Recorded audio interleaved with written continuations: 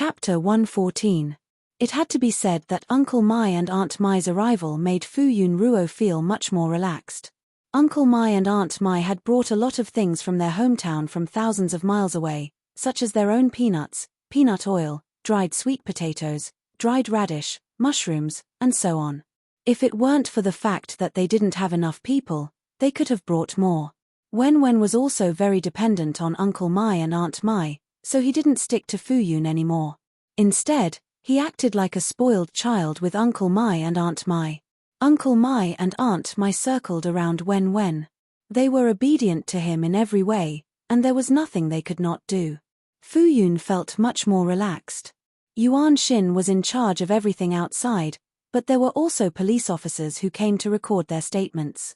The Fu family didn't do anything. Only the Chang family, or more specifically, Chang Zhuyu, tried to use his connections to get Fang Shui released. However, with solid evidence and Sai Yu's connections, the case continued to be investigated step by step. Fang Wanting didn't expect her daughter to be so stupid. Not only did she not tell her, but she was also caught with evidence. All these years of teaching were in vain. She was hopelessly stupid. No matter how angry Fang Wanting was, she still had to think of a way to get her out. No matter what, she only had one daughter. If she was convicted, she would also be affected. Fang Wanting had been Madame Fu for so many years, so she had a few good friends. She asked them for help. However, no matter how good their relationship was, when it came to benefits, they would all reject her. Some of them even avoided her. One of the ladies even reminded her vaguely that it was better to look for Fu Zonghong instead of them. Indeed, the reason why these noble ladies maintained contact with Fang Wanping was because of the Fu family. Most of their families had friendly business dealings with the Fu family, and they were business partners. Now that Fang Shui had been in the detention center for so many days, Fu Zonghong didn't do anything. These upper-class ladies were all shrewd people. They understood Fu Zonghong's intentions and naturally wouldn't help Fang Wanting. To put it bluntly, without the Fu family and Fu Zonghong, Fang Wanting was nothing. They wouldn't even look at him. Fang Wanting also realized that she had been looking in the wrong direction for the past few days. She should have gone straight to Fu Zonghong. She had schemed and plotted so much and had been hypnotizing Fu Zonghong for so many years. She had finally managed to make Fu Zonghong favor her and her mother, but in the end, it was all ruined by Fang Shueror. No, Fu Zonghong's heart must still be with her. He was just angry before. As long as she explained herself properly, he would not ignore it. Fang Wanting started to look for Fu Zonghong, but she realized that he hadn't been home for a few days.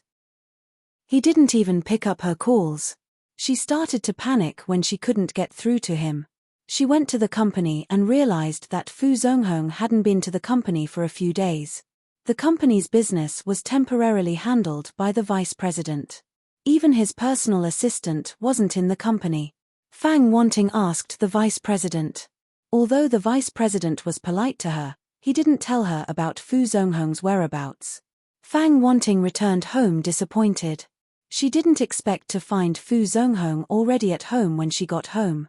Fang Wanting was surprised and happy.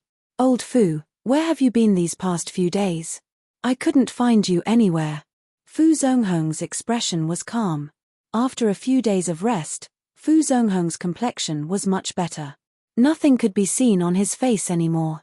Fang Wanting expressed her concern. Then, she looked sad and anxious. "Old Fu, your anger has subsided. Can you listen to my explanation? You've watched Shueruo grow up since she was young. Don't you understand her temperament? She doesn't even dare to step on an ant. How would she dare to lure others to hurt others? Moreover, Shueruo has always respected Yunruo since she was young. She secretly cried to me countless times. She wanted to be close sisters with her older sister. How could she do anything to hurt Yunruo and Wen? There must be some misunderstanding. You have to investigate further, in case someone maliciously misleads you." Fang Wanting's eyes were filled with tears. "Shueruo has been locked up in the detention center for a few days.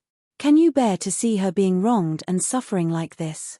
Fu Zonghong's eyes flashed with pain.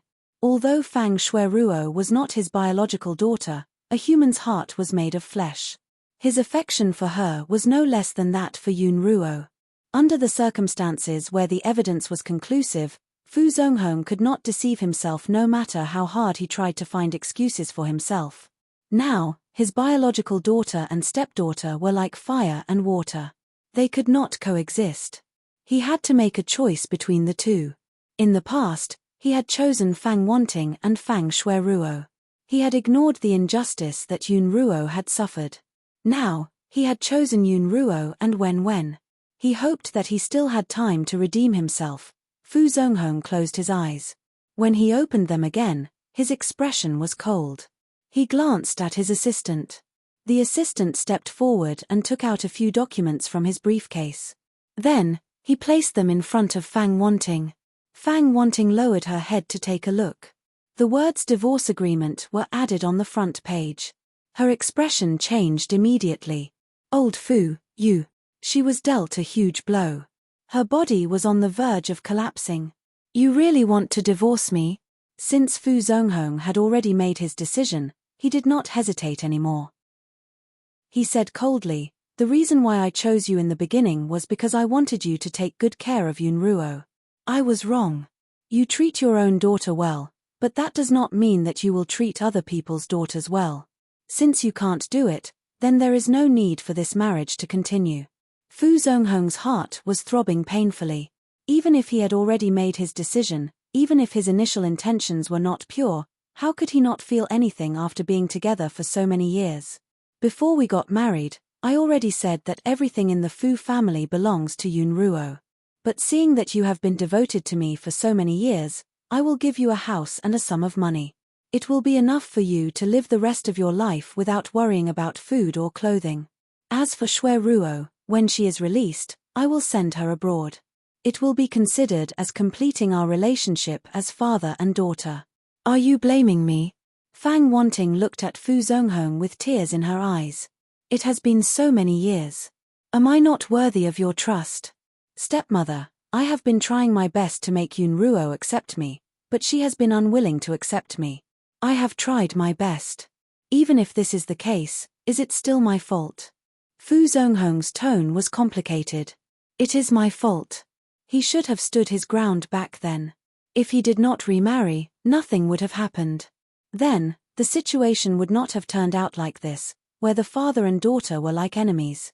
Fang Wanting suddenly tightened her grip on the document. She suppressed her anger for a long time before she calmed down. Tears fell from the corners of her eyes. Must it be like this? Fang Wanping's eyes were blank and at a loss. I've thought about it a lot, old Fu. I thought that after we grew old, you'd be able to put down the heavy burden of your career and have more time to accompany me. I've been waiting for that day to come, but I never thought that we'd reach the stage of divorce. Fang Wanting's voice was calm, but her tears were heavy. Old Fu, what should I do in the future? If Fang Wanting had thrown a tantrum and made a fuss about not signing the document, Fu Zonghong would not have been so soft-hearted. But she was so calm and asked him in a weak and helpless voice what she should do. Fu Zonghong did not feel good about it either. He almost wanted to change his mind and say that he would not divorce, but when he thought of Fu Yun and Wen, he hardened his heart. Think about it carefully. Give me a reply in 3 days. Fu Zonghong stood up and left with his assistant. Fang Wanting sat on the sofa. Her back view was weak and lonely. The other helpers did not dare to go forward. They heard that Mr. and Mrs. Fu were going to divorce and felt that it was a pity. But they were just employees and could not say anything. Fang Wanting lowered her head. She looked at the document and her eyes were dark and unreadable. Fu Yun naturally did not know that because of her and her son, Fu Zonghong was preparing to divorce his wife of many years. She was now faced with a difficult problem. Because of Sai Yu and Wen's injuries, their popularity on the internet did not decrease. Even if Sai Yu tried to suppress the popularity, it did not have much effect. And after the tireless netizens, the hospital where they were staying was leaked. Now, the hospital was surrounded by fans and reporters. There were even people who pretended to be patients and tried to sneak in. They could not stay in the hospital any longer. And Fu Yun's neighborhood was no secret, so they could not go back. In the end, Sai suggested that they go to another house to recuperate. His house was very confidential. Besides Yuan Xin, no one else knew about it. Fu Yun was a little hesitant. She and Wen were going to stay at Sai's house. It felt strange. But it had been so many days and the hospital had not found a suitable nurse. If Sai was at home, wouldn't it be even more inconvenient to find someone to help? But they could not stay in the hospital any longer. No matter how strict their security was, there would be a day when they would not be able to guard against the omnipresent reporters. But Fu Yun was still very concerned about Sai's injuries. Could he go home to recuperate? Fu Yun thought about it and decided to ask the doctor first. The doctor's reply was that if he was careful, it would not be a problem to recuperate at home. His injuries were recovering very well. He would be able to fully recover after recuperating for a year or so. Moreover, Dr. Xiao Meng would often check on Sai, so there was no need to worry at all. In the end, Fu Yun agreed. Uncle Mai and Aunt Mai had stayed in the hospital for a few days and had already understood Sai and Wen's injuries. They felt that it would be inconvenient for them to move to Sai's house with Fu Yun and the others, so they wanted to leave. When Fu Yun heard this, she was instantly stunned. Uncle Mai, Aunt Mai, you're leaving so soon? Aunt Mai could not bear to leave so soon. She had not kissed enough, so how could she bear to not see Wen and Yun Ruo so soon? But the two of them could not help much by staying here. They even had to trouble Ruo to entertain them. There are a lot of things to do at home, but you don't have to be in such a hurry. The aunties next door will help, right? Fu Yun grabbed Aunt Mai's hand, afraid that she would leave immediately. Wen also went forward and hugged Aunt Mai. Her voice was soft and carried a strong sense of reluctance. She looked up with tears in her eyes. Grandma Mai, I can't bear to part with you. Chapter 115. Aunt Mai's heart softened as she was hugged by the little girl. She hugged Wen and called her sweetheart a few times. However, not only could they not help, but they also needed Fu Yunruo to take care of them. How could they want to continue staying here? Moreover, they were indeed worried about their family. There were a lot of things to do at home. Wen acted coquettishly for a while. In the end, it was Fu Yunruo who remembered and quickly said, Uncle Mai, Aunt Mai, don't you want to watch Wen's first movie? Are we going to the cinema now? Aunt Mai asked quickly. They often contacted Fu Yunruo and knew that Wen had filmed a big movie. They even wanted to go to the county city to watch it. There were no cinemas in the town, only in the county city. Fu Yunruo thought about the time and nodded. Yes, it's about to be released. She had always remembered the time. Wen immediately looked over with sparkling eyes. Mom, it's about to be released. He only remembered the time of the screening, but he did not know what day it was today. Fu Yunruo said, it's the day after tomorrow. Sai said, then let's go watch it together. Uncle Mai, Aunt Mai, don't you want to watch a movie with Wen and Yun Ruo? Uncle Mai and Aunt Mai were tempted. They looked at each other and then Aunt Mai said, then let's stay for a few more days. Fu Yunruo was overjoyed. Thus, they packed up the things they needed in the ward and left quietly, avoiding the crowd at the entrance of the hospital. Sai's other house was in a group of villas surrounded by mountains in the center of the capital. In this capital where every inch of land was expensive and the environment was so green, there was a distance between the villas. From the moment they entered the community, there was tight security. This group of villas was famous in the capital for being rich and expensive.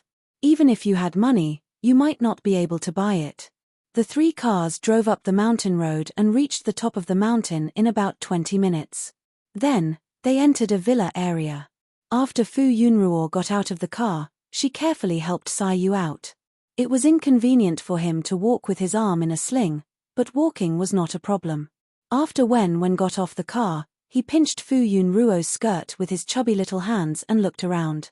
He had only heard of this legendary villa and had never been here before. The group of them entered the largest villa.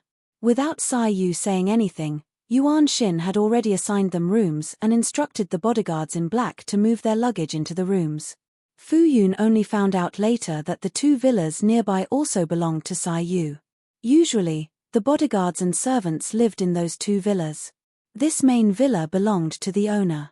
Fu Yunruo's room was next to Sai Yu's, but Wenwen's room was further away, giving Wenwen a separate floor. Uncle Mai and Aunt Mai were in the guest room next to Wenwen's. Uncle Mai and Aunt Mai were very satisfied with this arrangement. Fu Yunruo thought that Sai Yu might need to be taken care of, so she had no objections. After the arrangements were made, Fu Yunruo recorded a video for Sai Yu and Wenwen. First, she thanked them for their concern. Then, she informed the fans and media that they had gone home to recuperate and were no longer in the hospital. She hoped that they would disperse and not disturb the doctors and patients in the hospital. Sai Yu also released another statement, telling the fans to calm down and not to cause trouble for others. He was fine. When the fans saw that Sai Yu and Wenwen had gone home to recuperate, it meant that they were fine. Although they had not seen them with their own eyes, they were relieved. Some reporters were unwilling to give up. They went to the entrance of Fu Yunruo's neighborhood to block them. However, they were not in the neighborhood at all, so their plans were foiled. Besides paying attention to the progress of the case, the fans' attention had shifted to the upcoming sci-fi movie starring Sai Yu. Even if they did not have high hopes for the domestic movie, the lead role was Sai Yu. Furthermore, it was Wenwen's first screen appearance. Even if the movie was a flop, they would watch it again and again. Therefore, when the online movie theater released the pre-sale of the movie, all the available tickets were booked in less than 10 minutes. Those who were a step behind complained endlessly on the internet. Why were these people so fast? Those who managed to buy tickets were showing off on the forum, provoking a group of people to attack them. Then, they left comments on the movie theater's official website, requesting to increase the shooting rate. The movie theater was not optimistic about the sci-fi movie, even if the premiere reviews were positive. This was because there had been sci-fi movies in the past where the premiere reviews were one-sided. The movie theater had increased the shooting rate because of this, but when it was actually released, it was a flop. Therefore, on account of Sai Yu, coupled with the fact that the main lead and important supporting roles in the movie had been constantly trending for many days, which had a great impact on the movie's publicity, the cinema finally relented and increased the shooting rate to 30%. However, not long after, all the tickets for the movie's screening time were booked in the past 3 days, and a large group of people complained about not being able to buy tickets on the official website. The movie theater hurriedly called for an emergency meeting to reduce the number of screenings for some movies that were not watched by many people and increase the shooting rate of the sci-fi movie to 50%. Under the anticipation of many people, the day of the movie's screening soon arrived. Yuan Xin and the others had already booked a VIP box in the nearest movie theater. Before leaving, Fu Yunruo looked at Sai Yu and asked worriedly, "Can you really do it? Why don't I bring Uncle Mai and Aunt Mai?" Fu Yunruo looked at the cast that had not been removed. This was very inconvenient. Could he really do it? Sai Yu said, "It's okay, I can do it." He did not want to miss out on watching a movie with Wenwen and Ruo. Under Sai Yu's insistence, Fu Yunruo still brought Sai Yu along, but he also brought a lot of bodyguards with him. He thought that if he was recognized, there would be people to help him. However, since Sai Yu was going out, he naturally made full preparations. They entered the VIP box all the way and did not meet any outsiders on the way. Fu Yunruo's phone kept ringing, and messages kept coming in. Those who came to watch the movie today did not know that they were a group of people. Many of their friends also brought their families to support them. Some of them who had booked their own tickets were fine, but those who did not came to ask Fu Yunruo if there were any internal tickets or channels to buy tickets. Fu Yunruo asked Yuan Xin, and after getting the movie tickets, he entrusted this matter to Yuan Xin. At such an important moment, Fu Yunruo naturally brought Uncle Guo, Tian, and the others along. They could not sit in one box, but fortunately, they booked 2 boxes. After Fu Yunruo helped Sai Yu sit down, he started to prepare other things. Wenwen was a little excited and nervous. She sat on the sofa and twisted from time to time as if there were needles under her butt. The others were eating fruits absent-mindedly. Uncle Mai and Aunt Mai looked at the big black screen in front of them and kept asking, "It hasn't started yet?" When is it starting? Fu Yunruo said, it'll start soon. It starts at 7:10 p.m. It was only 6:55 p.m., and it was almost time for the screening. Uncle Guo came very often, but they did not live together, so it was inconvenient for him to go back and forth. Moreover, he needed to take care of the flower garden, so Fu Yunruo was worried about Uncle Guo at this moment, afraid that he would be tired out during this period of time. As they chatted and waited, at 7:07 p.m., the big screen lit up and started to play the advertisement. Fu Yunruo was also attracted. She sat beside Wen and started to stare at the screen. Soon, the movie started. Everyone was watching the movie attentively. At the same time, the other cinemas were also watching it at the same time. Some of the audience members chatted with their companions before the movie started. They held a big bucket of popcorn in their hands and a cup of Coke beside them. Another companion was holding melon seeds in his hand. If it weren't for Brother Yu, I wouldn't have come to watch this sci-fi movie. I hope the special effects are worth 80 cents. You're doing it for Brother Yu, but I'm not. I'm doing it for my child. Even if it hurts my eyes, I can watch it again. There were similar conversations in other places. They all bought a lot of snacks and drinks, thinking that if it was too boring, they would insist on sitting until the end. At this time, snacks and drinks would be very useful. However, less than 2 minutes after the movie started, some of the audience who were originally indifferent were quickly attracted by the plot. They only focused on watching the movie, and their hearts changed with the emotions of the characters in the movie. Chapter 116. When the movie ended and the audience walked out of the theater, they still had buckets full of popcorn in their hands. Cola drinks, melon seeds, and other snacks were almost untouched. After a moment of silence, someone suddenly said excitedly, "I want to watch it a second time. It's too good. I want to watch it a third or fourth time. Me too. Bring me along." The audience did not say anything about the plot, but most of them did not want to leave after coming out. They lowered their heads and used their phones to book tickets again. It was obvious that they were very satisfied with the movie. The theater was basically full for the past 3 days, so they could only book tickets later. After booking tickets for the second and third time, they were still not satisfied. One by one, they expressed their thoughts on their social media and consciously went to recommend it. Such a good sci-fi movie, they must not miss it. Even though Fu Yun had already watched it once, she could not help but be immersed in it again. It was like reading a book. Every time she read the same book, she would have a different reaction. Fu Yun watched the movie. The first time, her attention was mainly on the special effects and the actors themselves. This time, she focused more on analyzing the background of each character. When the screen reached the end and the movie ended, Fu Yun's agitated mood had not calmed down. The others were the same. Uncle Mai and Aunt Mai were speechless. They did not know how to say anything nice and did not know how to praise it. They only kept saying, "The acting was so good. So good." Sai Yu did not have much of an opinion, but she looked very happy and relaxed. Meanwhile, Wen's face turned red from the flattery of his grandparents. He was extremely happy, even happier than when he won his first Best Actor award. After Wen was happy, he felt uneasy. He saw the reactions of others after watching the movie.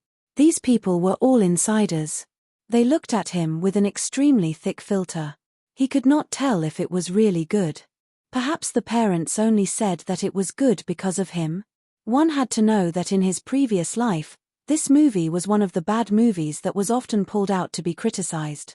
Although the special effects of the movie were more sophisticated, the actors involved had changed a lot, and the script had been revised.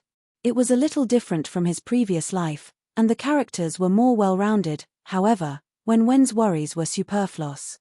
Regardless of whether her friends and relatives had filters, this sci-fi film was a hit, and it was a big hit. The trending searches for Sai Yu and Wen, which had just dropped, resurfaced, along with the name of the movie. Perhaps it was because the audience had low expectations for sci-fi movies, so when they saw this high-quality movie, they were even more surprised. The film's special effects were produced by a foreign team. Although it was a foreign team, most of the team members were Chinese. It could be said that it was a sci-fi film made by all Chinese. The special effects were very obvious. There was no awkwardness in the entire process, and the plot was flawless. It had both the Chinese feelings and the quality of a Hollywood blockbuster. On the day it was released, it exploded. Yuan Shin got busy again, his head and tail were nowhere to be seen. Wen Wen's second Xianxia movie also gained some popularity. Now that Tsai Yu and Wen Wen had met with an accident on set, the crew was afraid of being noticed by the fans, so they kept a low profile. However, Tsai Yu had invested in this drama, and even if the crew had made mistakes, they would not vent their anger on the crew. That would be going against their own wallets. Hence, the crew continued to keep a low profile as usual. Wen Wen's scenes had already been filmed, and the scene that caused his injury had also been filmed. Wen Wen also felt that it would be a great loss if the movie that he had worked so hard to film and was injured because of it could not be broadcasted in the end. Now that Wen Wen and Tsai Yu were trending because of the movie's release, the crew also wanted to ride on the popularity of the movie. When the movie theater saw that the movie had made a name for itself, they held a meeting overnight and made a prompt decision to increase the number of showtimes to 80%. Every day after that, the management smiled happily at the packed theaters. The director of the movie was also beaming with joy every day. He even personally organized a celebratory banquet. However, it was not convenient for Tsai Yu and Wen Wen to attend the banquet, so it was a pity that the celebratory banquet was held. However, even though Tsai Yu and Wen Wen did not attend the celebratory banquet, they had also organized a banquet among their friends and relatives. They used the celebratory banquet as an excuse to invite their relatives and friends over for a meal. Coincidentally, their relatives and friends had always wanted to visit Wen Wen and Tsai Yu after finding out that they were injured. However, they refused to visit because they wanted to recuperate in peace. Now, they wanted to take this opportunity to meet them so that they could rest assured. The popularity of the movie did not decrease by the day. Later on, the director was contacted by overseas countries, hoping to bring this sci-fi movie to their country. Not only other countries in Asia, but even Western countries also wanted to bring it in. Now, the movie was popular both domestically and overseas. While Tsai Yu and Wen Wen were trending online, they kept a low profile and stayed in the villa to recuperate. After nearly a month of recuperation, the doctor announced that there was no problem with his body after a checkup. Tsai Yu was also in the prime of his life, so his body recovered quickly. After more than a month, he removed his cast and was undergoing recovery training. However, he still could not make any big movements. Fu Yun Ruo was finally relieved. After more than a month of buffer, Fu Yun Ruo was no longer alarmed and worried about personal gains and losses. However, he still kept a close eye on Wen Wen. After Uncle Mai and Aunt Mai finished watching the movie, they returned to their hometown a week later. Even though Fu Yun Ruo and Wen Wen Ruo repeatedly urged them to stay, they still insisted on going back. After all, they had a lot of things to do at home. Fu Yun Ruo could only send them off personally. While they were having a peaceful time, Fang Shui Ruo's case was progressing step by step. Ever since Fu Zonghong proposed a divorce that day and asked her to consider it, Fang Shui left the house not long after. Perhaps she was worried that Fu Zonghong would come back one day and insist on her signature. She was on tenterhooks every day, afraid that Fu Zonghong would suddenly come looking for her. However, she did not know if Fu Zonghong had softened or if it was for other reasons, but he did not come looking for her. She heaved a sigh of relief, but at the same time, she was worried. No matter what, as long as she did not sign the papers, she was still Madame Fu, and others had to give her some face. For the time being, she could not care less about Fang Shui Ruo, who was still in the detention center. Her marriage, which she had painstakingly managed for many years, was ruined by her stupid daughter. She could not wait to stuff her daughter back into her stomach. Now, she was only thinking about how to save her marriage. As for Shui Ruo, there was still the Chang family's son. If even he could not get Shui Ruo out, then there was nothing she could do. Fang Shui wanted to think about how to save her marriage, but suddenly, she received a call from an unknown number. After she picked up the call, she heard a hoarse middle-aged man's voice. "Wamping, where are you? Let's meet up." Fang Shui wanted to recognize this voice. She frowned and said coldly, "Didn't I tell you not to contact me again? Such a big thing has happened to our daughter, but you didn't tell me. I could only look for you. I'm in the capital now, why do you have to be so fake? If you really cared about our daughter, why did you wait until now to look for me? There's no need to meet up. Just tell me, what do you want?" Fang Shui wanted to believe that her ex-husband, who had not contacted her for many years, called her out of concern for their daughter. It had been a month since Shui Ruo's accident, and he had checked the news online, so he had already known about it. "Look at what you're saying. I didn't look for you all this time because you didn't let me. She's my daughter too. How can I not care? Shut up. Shui Ruo has nothing to do with you," Fang Shui Ruo said angrily. "No matter how much you deny it, you can't change the fact that she's my daughter." The person on the other end of the phone was Fang Shui Ruo's biological father, who was also Fang Shui Ruo's ex-husband. If he had done anything wrong to Fang Shui Ruo and her mother, he really had not done anything wrong. However, Fang Shui Ruo's father was quite handsome, and he was considered a wealthy man in Fang Shui's hometown. Otherwise, Fang Shui Ruo would not have married him in the first place. However, after marrying him, she realized that Fang Shui Ruo's father was lazy and not motivated at all. The family's gold and silver had also been depleted. This was something that the proud and arrogant Fang Shui, who wanted to live a good life, could not tolerate. After seeing the prosperity of the big city, she decided to stay there. At that time, she was working at the Fu Corporation. She heard that Chairman Fu had lost his wife and was deeply in love with Mrs. Fu, so he was unwilling to remarry. However, Fang Shui heard that his ex-wife had left a young daughter who was crying piteously for food. He even said that he would focus on raising his daughter and leave the Fu Corporation to her in the future. Fang Shui felt that even if this man could hold on for 1 or 2 years without remarrying, he would definitely remarry in the future. Based on how much he loved his daughter, it was very likely that he would not find someone of the same social status. In that case, she still had a chance. For this slim chance, she put all her eggs in one basket. She was determined to divorce her ex-husband and insisted on wanting their daughter. Other than that, she did not want anything else. At that time, Fang Shui Ruo's one-sided indifference left the couple with no feelings for each other. Therefore, under Fang Shui Ruo's insistence, the two of them divorced peacefully. After that, Fang Shui Ruo carefully planned and spent 2 years to finally become Mrs. Fu. When Fang Shui Ruo's father found out that his ex-wife had married into a rich family and had a successful career, he came looking for her. However, Fang Shui Ruo's father was inexplicably threatened and did not dare to step into the capital again. It was only when he saw that Fang Shui Ruo had become a superstar that he kept an eye on her. When he found out that she was filming overseas, he secretly went looking for Fang Shui Ruo and tried to find a way to see her. Perhaps Fang Shui Ruo cared about family, or perhaps she was afraid that if she ignored him, he would expose everything to the media. In the end, she promised to give him a sum of money every month as long as he never stepped into the capital again and never appeared in front of her and her daughter again. Fang Shui Ruo also mentioned it to Fang Wanting after the incident. She felt that since he was Fang Shui Ruo's biological father, it was better to spend money to reduce trouble. After the divorce, Fang Shui Ruo's father quickly got married and had a son. Naturally, he did not have much feelings for his daughter, Fang Shui Ruo.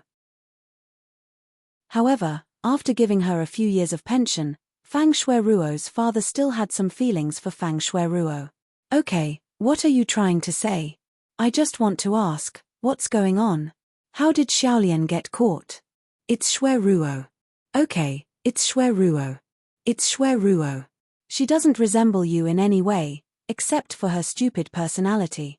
It was fine if she was stupid, but she was so stupid that it made her hate her to the core. She had dragged her down so badly. After teaching her for so many years, she was still stupid and vicious. If it weren't for, after all, she was her only daughter. How could she really not care about her?" Fang Wanting also hated Fu Zonghong. How could she have known that Fu Zonghong had to undergo a vasectomy in order to ensure Fu Yunruo's position as the heir? If she had given birth to a child, the situation would not have been like this. "Hey, why are you attacking me personally? Let me tell you, Fang Wanting. I didn't know about it in the past, so I got divorced easily. After you married into a rich family, I found out. You must have hooked up with my big boss behind my back. Fang Wanting's face turned ashen. You're spouting nonsense. Although it was true that she had gotten divorced in order to marry into the Fu family, there was nothing between them at that time. She would not be slandered for no reason. All right, I won't talk about this anymore. Mr. Fang could not be bothered to haggle over this matter. Anyway, his daughter had married into a rich family, so she could help his son. Xiao Lian, you have to give me an explanation about Shui Ruo, right? He had more money now that he had Fang Shui Ruo's monthly money. No matter what the reason was, he did not want to lose his pension in the future. Explanation? You. Fang Wanting seemed to have thought of something and a glint flashed across her eyes. She suddenly changed her words and said, all right, let's meet. Fang Wanting then told her a time and place before hanging up the phone. She looked at her phone thoughtfully. Fu Zonghong was handling work in the company's office. He had been hospitalized for a few days and there was a huge backlog of work. At this moment, his personal assistant knocked on the door and came in. He then whispered something in Fu Zonghong's ear. Fu Zonghong's pen paused in the middle of signing something. He suddenly realized that he did not know anything about the person sleeping next to him. Wan Ping was still in contact with her ex-husband. Although Fu Zonghong did not appear in front of Fang Wanting, he still had people watching her every move. Now, she was actually in contact with Fang Shui Ruo's biological father. What were they trying to do? Chapter 117. Fang Wanting sat in a private room with a cup of coffee in front of her. She stirred the coffee in her hand, but had no intention of drinking it. Not long after, a pot-bellied middle-aged man walked in. When the man saw Fang Wanting, who had lived like a princess for so many years and had not changed at all, his eyes flashed with amazement and a greasy smile appeared on his face. Wanping. The man was Fang Shui's biological father, Guangji. He sat opposite Fang Wanting and looked her up and down openly. After so many years, not only had her appearance not changed, but her figure had also been maintained so well.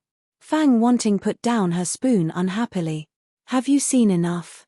On the contrary, Fang Wanting's eyes were filled with disgust when she saw her ex-husband. He had been a little handsome in the past, but now he had become so greasy and his figure had changed. If not for his facial features, she would not have believed that they were the same person.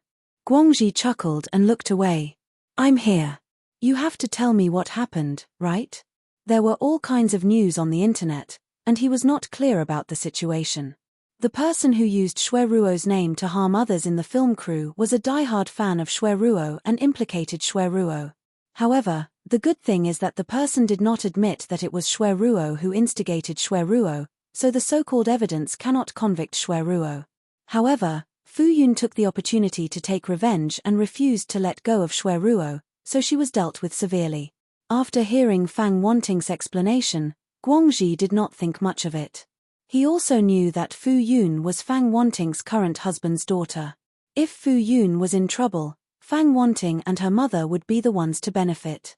He would also be able to reap countless benefits. What do you want me to do? Kill that Fu Yunruo and that little bastard? Let me say this first, I don't dare to do it. At most, I will find some connections and hire some outlaws to do it. He did not dare to kill anyone. If he was unlucky and was caught, what would happen to his son in the future? He did not want his son to have a father who was a prisoner through labor. However, if he hired someone, he would only be responsible for finding the person. Fang Wanting would still pay for it. After he succeeded, he would send the outlaws abroad to change their faces and naturally, nothing would be found. There were so many unsolved cases. As long as the case of. Thinking of this, Guangji said impatiently, give me a sum of money. I'll go find someone. Fang Wanting's face was cold. Don't implicate me even if you want to die. They are all famous people now. If something happens to them, I'll be the first to be found. If it had been 4 or 5 years ago, or even 2 years ago, when Fu Yun had not appeared in front of the public and not been noticed, it would have been the best time to make a move. However, The timing was missed. She hated her for being so good at hiding. All these years, she had not found any traces of her, and she did not dare to make any unnecessary moves.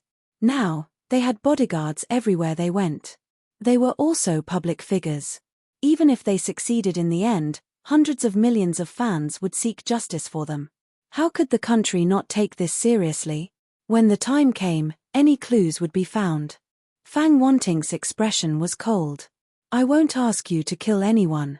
I just want you to admit that you were the one who sent those messages.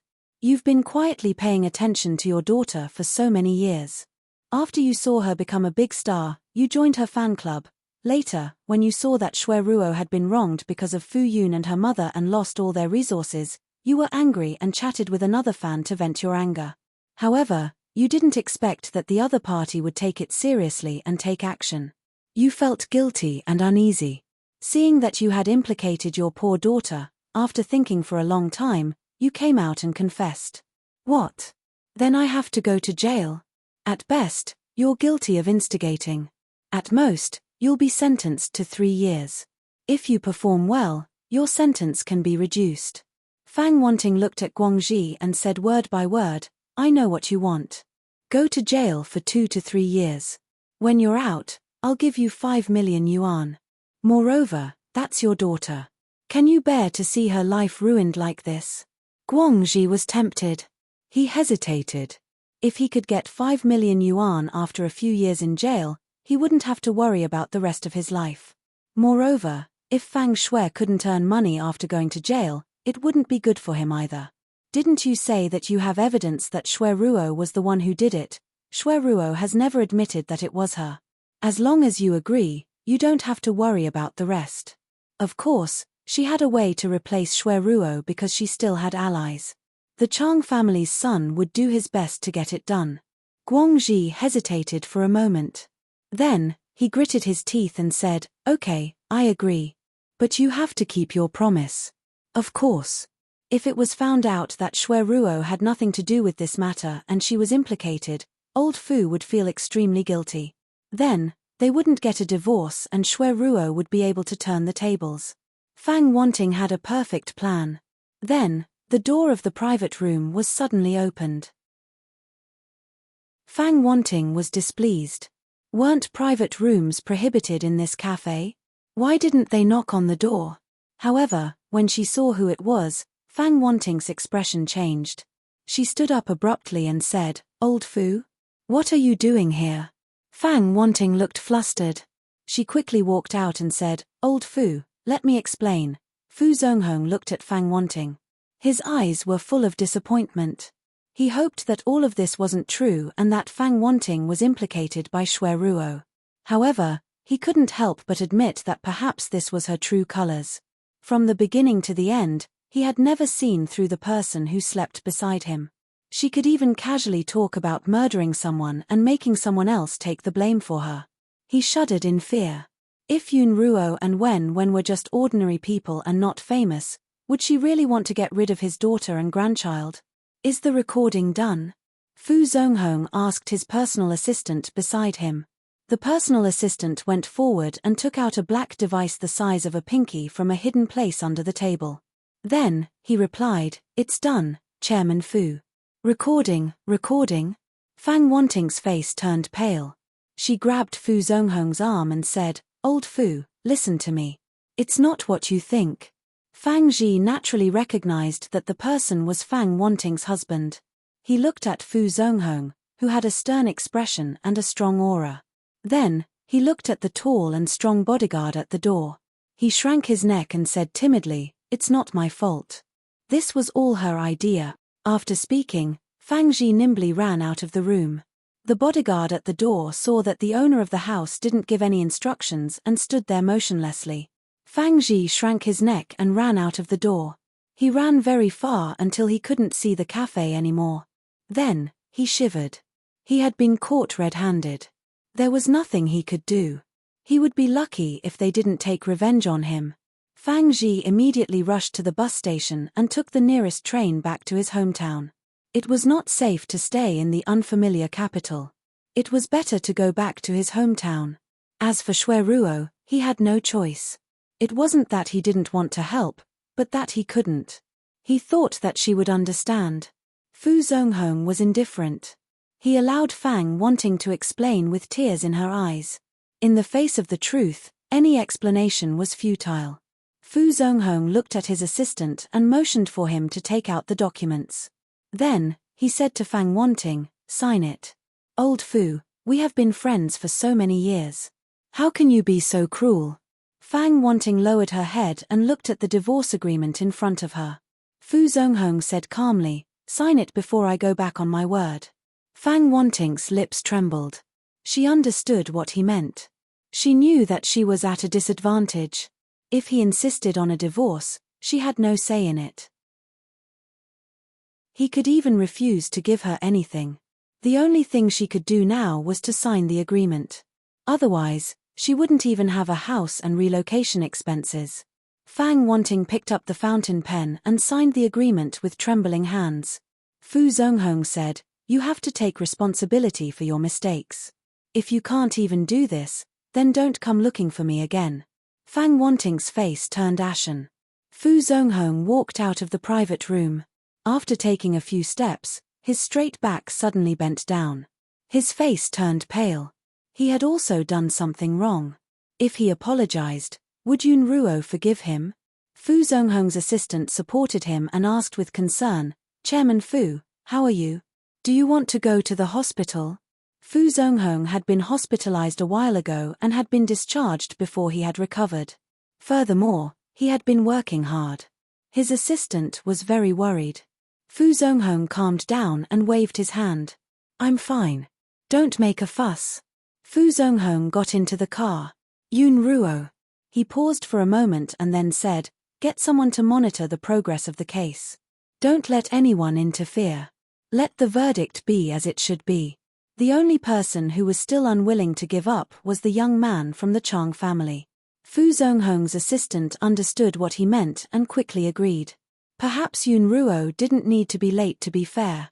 After failing to get Fang Shui out of the case several times, Chang Zhuyu also thought of finding the person involved. As long as Fu Yun stopped pursuing the case against Fang Shui and wrote a letter of apology, Shui would definitely be fine. However, even though he knew where Fu Yun lived, he couldn't enter. He was stopped before he could even meet her. Chang Zhuyu used his family's connections and finally persuaded a relative who also lived in the villa area. He gave up a lot of benefits and finally got the relative to introduce him to Fu Yun. As long as he met Fu Yun, he would definitely be able to get Shui out. Chang Zhuyu was about to leave the house in a hurry when he heard a shout behind him. "Stop right there." Chang Zhuyu turned around and saw Father Chang glaring at him with furrowed brows. "Father, look at what you've been doing all this time. You didn't even go to the company. Instead, you jumped up and down for that woman. You're a joke. Let me tell you, don't interfere in this matter in the future. The Chang family will never let someone with a criminal record be the madam of the Chang family." Chang Zhuyu said unhappily, "Shui was wronged. Regardless of whether she was wronged or not, she has been in jail. Have you ever seen any madam of the Chang family enter the detention center? Do you want the Chang family to become a joke in the industry? Anyway, listen to me. Break off the engagement with Fang Shui immediately. Your mother has been contacting her old friends recently. She'll find someone of equal social status." Chang Zhuyu frowned and said disappointedly, "At the beginning of last year, you were so satisfied with Shui that you couldn't wait to marry her. It hasn't been long and you've changed." His parents were actually such people. Back then, they kept calling her Shui Ruo and even said that they treated her like their own daughter. Now that Shui was in trouble, they hit her when she was down. Shui was so pitiful. The Fu family didn't care about her and her fans left her one by one. Even his parents were like that. Shui only had him now. Thinking of this, Chang Zhuyu felt that he had a heavy responsibility. He looked coldly at Father Chang and announced, "I only have one wife, and that is Fang Shui. No one can change that." Then, he turned and strode away with his head held high. "You." Father Chang was so angry that he clutched his chest. "You unfilial son." Of course, Fu Yun didn't know that Fu Zonghong and Fang Wanting had really divorced. Chang Zhuyu was trying his best to see her. They stayed in the villa and were protected by layers of bodyguards. No one could get close to Fu Yun Ruo. When regained her lively personality, Sai Yu got someone to find a children's version of a car from somewhere. It looked super cool and flashy. Boys, no matter their age, loved cars. Wen loved the car so much that she couldn't bear to part with it. Every day, she would drive the car around the yard a few times. Fu Yun Ruo stood by the side and watched. Sai Yu also stood by the side and looked relaxed. Ruo, do you want to go to the island to play? Won't you get tired of staying at home all day and not going anywhere? Although the family of 3 lived happily together, Sai Yu was still worried that Fu Yun Ruo and Wen would get tired of staying at home all day. Fu Yun Ruo hesitated for a moment. Wen is going to start school soon. Although the little boy was acting spoiled and didn't want to go to school, Fu Yun Ruo still wanted him to go to school normally. Sai Yu said, "Don't worry about his studies. There will be teachers to guide him." Sai Yu thought for a while and said, "My parents want to meet you." He could have kept it from her and lied to her first, but in the end, he chose to be honest and let Fu Yun Ruo make the decision. Fu Yun Ruo's face stiffened. "Ah, meet what? Sai Yu's parents? You don't have to be nervous. They already know about you and like you very much. They are especially looking forward to meeting you." Sai Yu didn't tell them about Fu Yun Ruo and Wen because he was worried that they would run over excitedly when they found out that they suddenly had such a big grandson and such a beautiful daughter-in-law. It wasn't the right time to meet them. However, the news of his injury was all over the place. Sai Yu even used his family's connections, so naturally, he couldn't hide it from them. When they asked, Sai Yu told them the truth. As expected, they couldn't wait to come over, but Sai Yu stopped them. Based on his understanding of them, they were almost at the limit of their tolerance. Fu Yun Ruo had taken care of him carefully for more than a month. At least Fu Yun Ruo didn't reject his flirtatious behavior and would occasionally blush in front of him. The two of them only lacked a layer of paper. He felt that it wasn't too rushed to meet the parents now. After all, they already had a child. She wanted to meet the parents. Fu Yun Ruo was nervous and even a little scared. Sai Yu looked at her resentfully. "We are already in such a relationship. Don't tell me you still don't want to give me a status." Fu Yun Ruo's gaze drifted. "Don't talk nonsense. What relationship do we have?" Sai Yu couldn't believe it. "You saw me naked and touched me, yet you don't want to take responsibility for me." Sai Yu looked at Fu Yun Ruo with eyes full of accusation, as if he was looking at a peerless scumbag. Fu Yun Ruo was weak. "I was just fulfilling my duty as a nurse." She had only helped him wipe his body a few times. If it weren't for the fact that they couldn't find a suitable nurse, didn't want the maids to help, and despised the bodyguards for being too rough, would she have helped him wipe his body? Wasn't she doing this for the sake of Wen's savior? Otherwise, she definitely wouldn't have cared about him. "I knew it. You don't want to take responsibility for me." Sai Yu clasped his heart. Fu Yun Ruo. She actually didn't feel that it hurt her eyes at all. She even wanted to comfort him. He was indeed the king of acting. Just as Fu Yun Ruo was in a dilemma, when Wen's car drove back and stopped beside Fu Yun Ruo. Then, she stuck her head out of the car roof and looked over with her big black eyes. "What are you talking about?" Chapter 118. Without waiting for Fu Yun Ruo's reply, Sai Yu squatted down and took out a handkerchief to wipe the little chubby face that was flushed red from playing. "I'll discuss with your mother whether we should bring you to the island to play." Wen's eyes lit up. His little mouth curved as he glanced at Fu Yun Ruo a few times. He asked expectantly, "Really?" He remembered that his mother had always wanted him to go to school. If they went to the island to play, it would take at least 10 days to half a month, right? They would not be able to make it in time for school to start.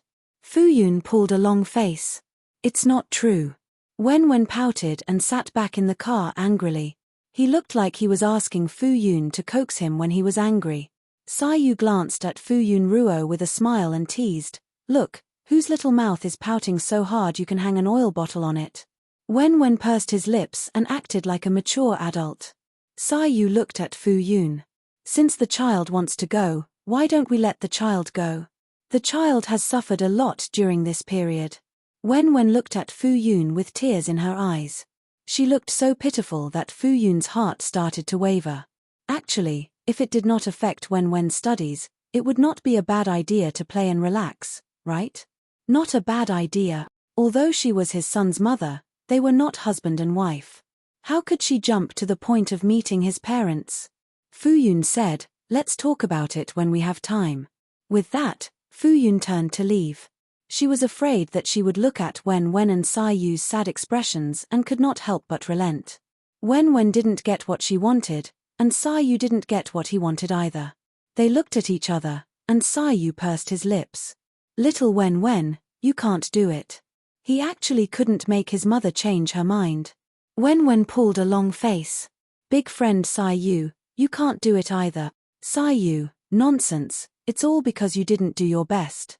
It's clearly your own problem, yet you want to push the blame to a child. Doesn't your conscience hurt? Wen looked at Sai Yu with dissatisfaction and suddenly said, "Do you have any ulterior motives? You're not planning to do something bad behind my back, are you?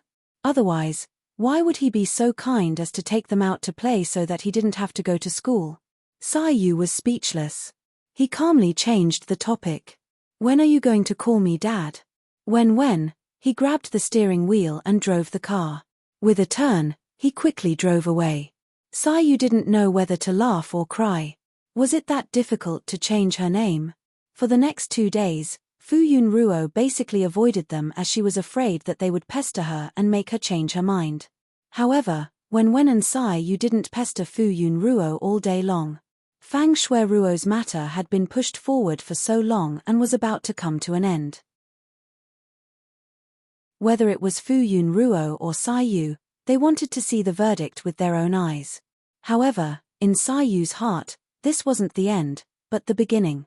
He wouldn't let it go just like that. Just the punishment of the law wasn't enough. When it was time for the court session, almost everyone's eyes were on the court. The fans and the media were eager to know the verdict as soon as possible. Fu Yun Ruo and Sai Yu were both there. Chang Zhuyu looked at Fu Yun Ruo with bloodshot eyes. He had never expected that Sai Yu would protect them so well. Even though he had asked that person to introduce them, Sai Yu still didn't give that person any face. That person actually wasn't angry, which meant that there was nothing he could do.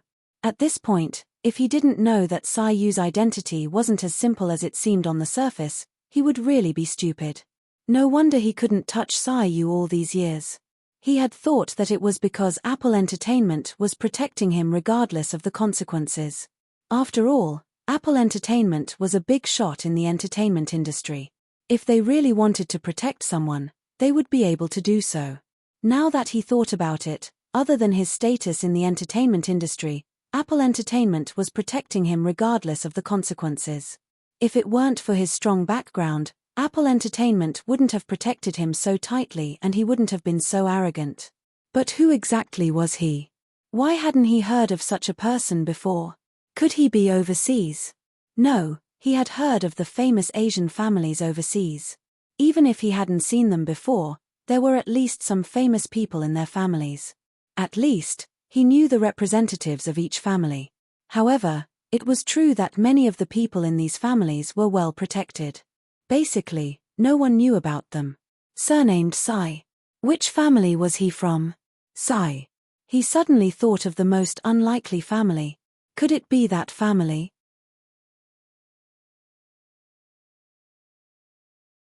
Chapter 119. Chang Zhuyu's expression changed. Fu Yun Ruo noticed that Chang Zhuyu wasn't the only one who came. Fang Wanting and Fu Zonghong were also here. She had been living quite comfortably during this period of time, except for worrying about the adult and the child.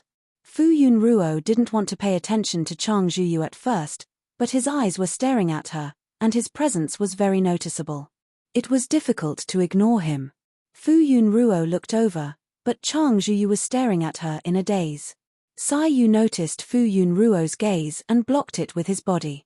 When he saw Fu Yunruo looking over, he said seriously, "Look at me, I'm more handsome." Fu Yunruo was speechless. She was silent for a while, then burst out laughing. Then Fu Yunruo looked away and turned to Fang Shueruo. After not seeing her for a while, Fang Shueruo, who had been locked up in the detention center for a month, looked a lot more haggard and weak. Perhaps it was because no matter who tried, they couldn't get Fang Shueruo out, so there was a hint of melancholy between her eyebrows. To be honest, Fu Yunruo was very surprised. She thought that she wouldn't be able to get justice. After all, this was the female lead of the original novel, and she had a powerful family like the Chang family to protect her. She thought that Fang Shueruo would be released soon. Perhaps Sai Yu saw her worry and said that he would leave this matter to him. After that, he didn't let her worry about it. From time to time, she would hear about the progress from Yuan Ge. Thinking of this, Fu Yunruo couldn't help but look at Sai Yu a few more times. In the past, she thought that the male and female leads were God's illegitimate children. Now, it seemed that Sai Yu was the biological son.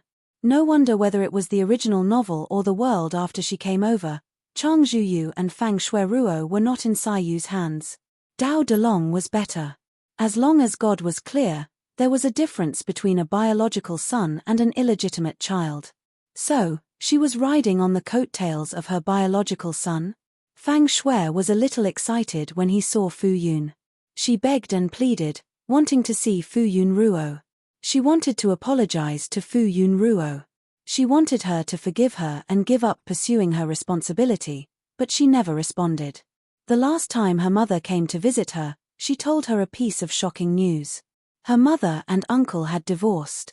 If Fang Shui felt that the sky had collapsed and her uncle divorced her mother, it meant that not only would he not care about her anymore, he would also blame her mother. She knew how much effort her mother had put in to keep her position as Mrs. Fu. Moreover, when she saw how her mother controlled her uncle step by step and made him put all his attention on her, leaving only her mother by her side, she felt very proud of herself. She subconsciously imitated her mother and figured out what Chang Zhuyu, who was the most outstanding person in the circle with the best family background, liked and liked. Then, step by step, she drew him closer to her. Since uncle would escape from mother's control, then what about Chang Zhuyu? Fang Shui was flustered. She only had him now. If she lost him, she would really be done for. Fang Shui looked at Chang Zhuyu's eyes. She wanted to say something but stopped. She was about to cry and felt very wronged. Chang Zhuyu's heart ached. He wanted to immediately hug Fang Shui and comfort her. Unfortunately, he could only sit in the audience at this moment. Even the slightest movement would be noticed.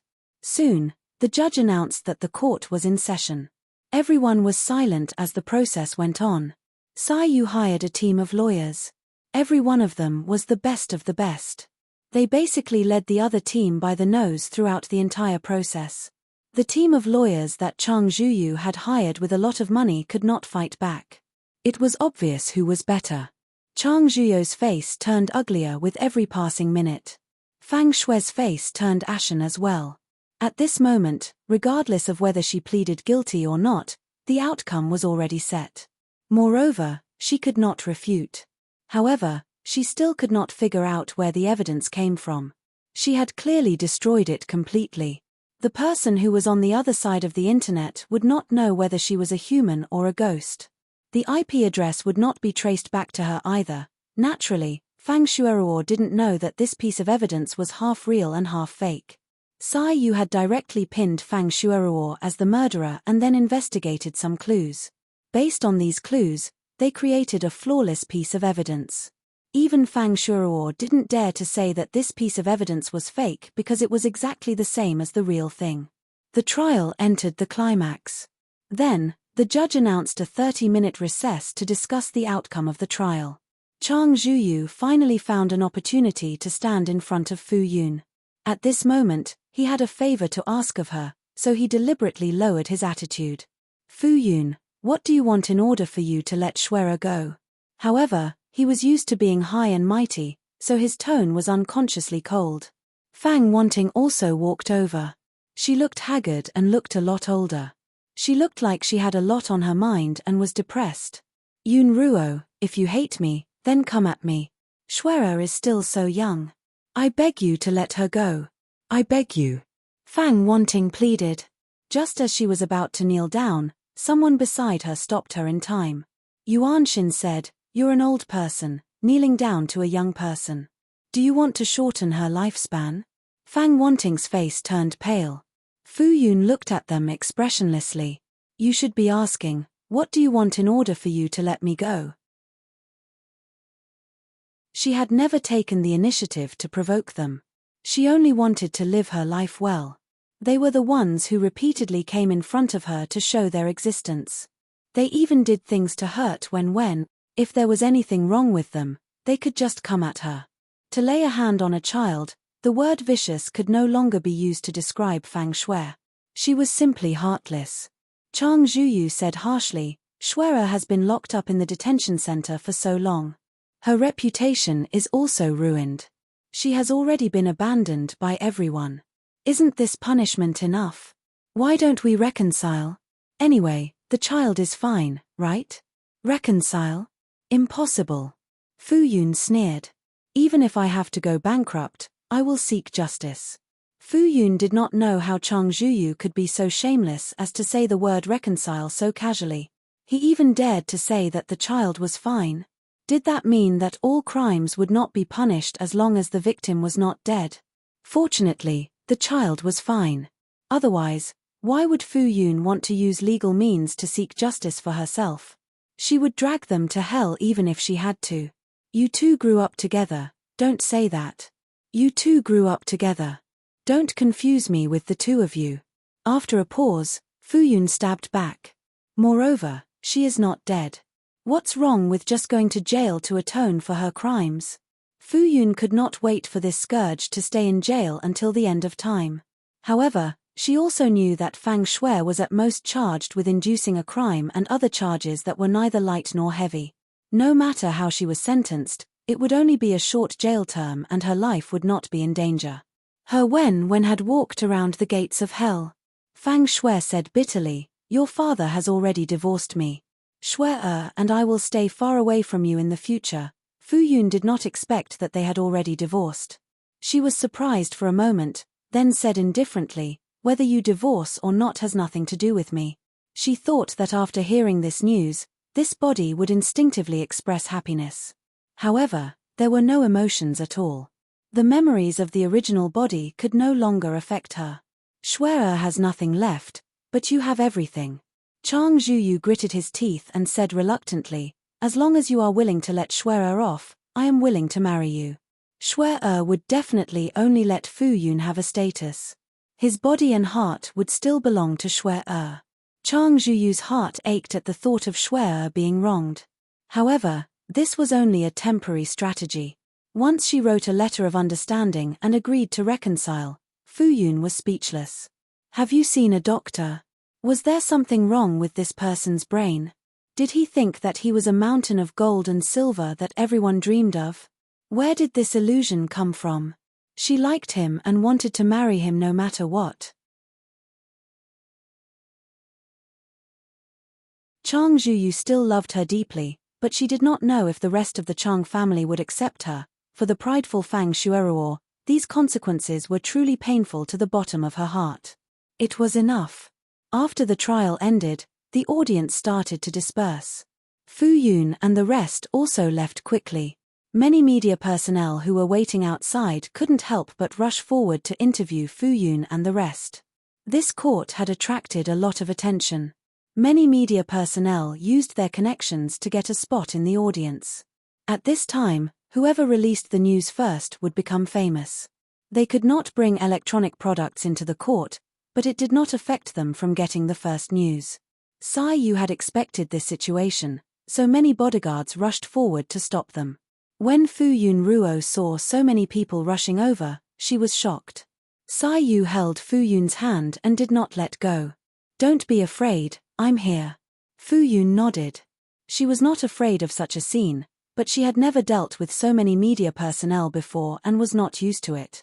The tall and strong bodyguards separated the crowd. Fu Yun heaved a sigh of relief. Fortunately, they did not squeeze over. What if they hurt Sai Yu again? His arm was still weak. Miss Fu, do you think that Fang Shui's sentence will be recognized? I heard that Chairman Fu and his wife divorced. Was it because of you? Miss Fu, Mr. Yu. Fu Yun stood still and looked at the reporters. Everyone quickly quieted down and waited for Fu Yun to speak. Fu Yun said seriously, "Thank you for your attention to this case. I have no objections to the court's decision." Fu Yun said some words in a very official manner, but these were her heartfelt words. She chose to answer a few questions and finally said, "Please be orderly. Don't push around. Mr. Yu's injury has not fully recovered." In the end, they quickly left under the escort of the bodyguards. At this time, there were more than 10 hot searches on the internet. Basically, they were all related to this matter. The fans who were eagerly waiting finally got an answer and rushed to spread the news. Fang Shui's account was losing fans every second. The entertainment company that she was in directly announced the termination of her contract and quickly distanced themselves from the Chang family. The businesses that had worked with Fang Shui in the past removed all their previous publicity information from their shelves. Almost instantly, Fang Shui became a nobody in the entertainment industry. In addition to these things, there was another hot search that quickly jumped to the top 3. Sai Yu and Fu Yun are together. The reason was that a passerby had taken a picture of them holding hands in public in an intimate manner. Has Brother Yu and Yun made an official announcement? But don't you think that Brother Yu is too good to Wen? It was indeed premeditated. It turns out that he has taken a liking to the child's mother. I've always wanted to say that Brother Yu has bad intentions towards Wen and Yun. So, we've really hit the nail on the head. I've moved the Civil Affairs Bureau here. Please get married on the spot. Thank you. It wasn't that Fu Yun didn't deserve Sai Yu when she gave birth to a child out of wedlock. However, it had long been drowned in the sea of public opinion and didn't stir up a single wave. If they married a beautiful woman with fair skin and a good temperament, they would wake up laughing even in their dreams if they could get such an adorable child as a gift. Many people were envious and jealous of Sai Yu. Not only did he marry the goddess of his fans, but he could also openly raise their child. Boo-hoo, they were so envious that they burst into tears. Even most of Sai Yu's fans had nothing to say. They had already had a hunch, so they weren't surprised. When they thought that Wen's child would be their child in the future, they suddenly became excited. Thus, the little moons confidently climbed the wall and swarmed into Wen's social media account to openly suck on her child. Boo-hoo, how can my child be so cute? My child is too amazing. Her acting skills are amazing. Wen had been scrolling through social media on his phone. He knew that as soon as the case ended, it would definitely be trending online. As expected, he soon saw the results. Wen thought that everything was over. His life had completely changed. If Fang Shui went to jail for 3 years, that woman would definitely not be born. Could it be that Chang Zhuyu would run to the prison to sleep with Fang Shuiruo? Even if he wanted to, the country wouldn't allow it. If he remembered correctly, that woman would be born in the next few years. She wouldn't have a chance to be born. Haha. Wen was overjoyed. When he thought about how he wouldn't have to breathe in the same air as that disgusting and annoying woman, he felt that the future would be too beautiful. Aya, he hadn't done anything yet, but all his worries were gone. Wen was happy when he suddenly saw a trending topic. His smile gradually disappeared. Someone wanted to steal his mother. Even though Wen knew what was going on, when he saw the video of them holding hands, Wen was still furious and jealous. Would he still be his mother's favorite baby in the future?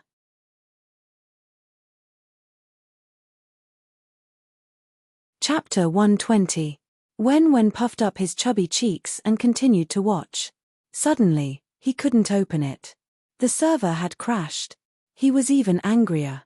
Hence, when Fu Yun and Sai Yu returned, they were greeted by an angry back view. Even the strands of hair on that chubby little body were saying, "I'm angry, come and coax me." Fu Yun immediately went forward and squatted down to hug Wen. She said softly, "Baby, don't be angry. Mommy loves you the most. Fu Yun thought that Wen was angry because she didn't bring him out in the morning. She felt that this was a court after all, and she didn't want Wen to appear. What if he was traumatized?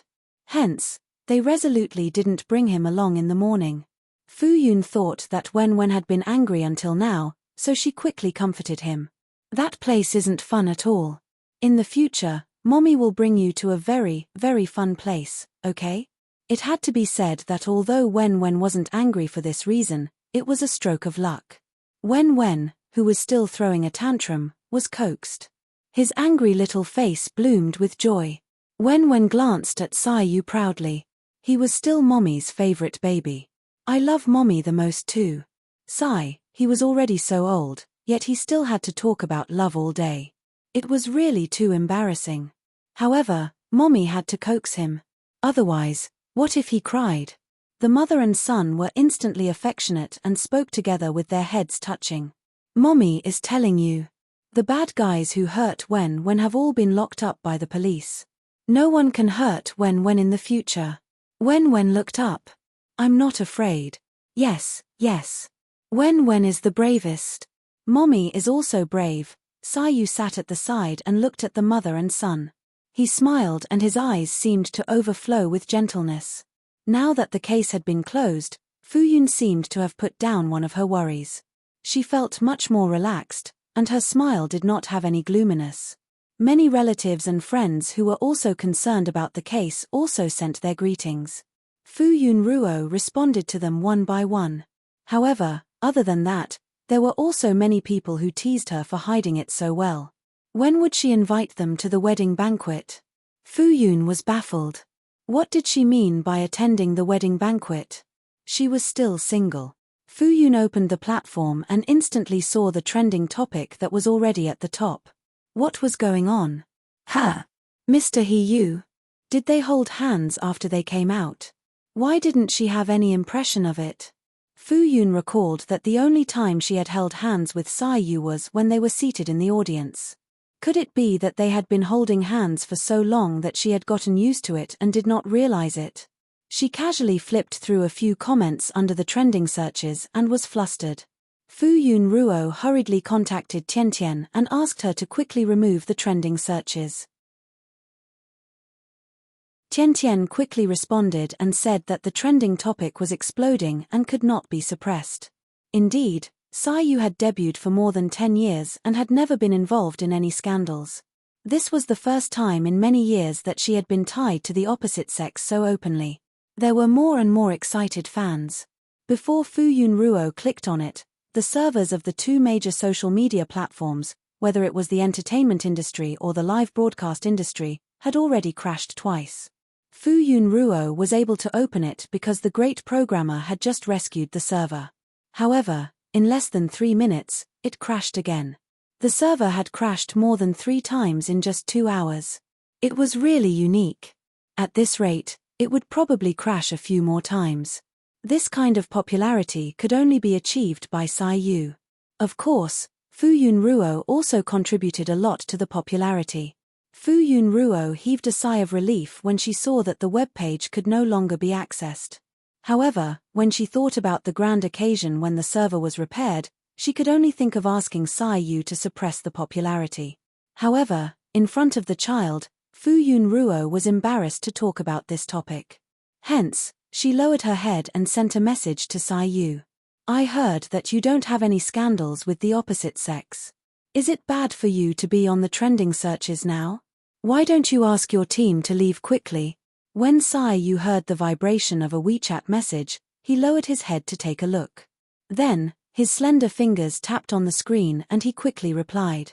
I don't have any scandals with anyone. Before Fu Yun Ruo could heave a sigh of relief, she saw the next sentence. Except for you.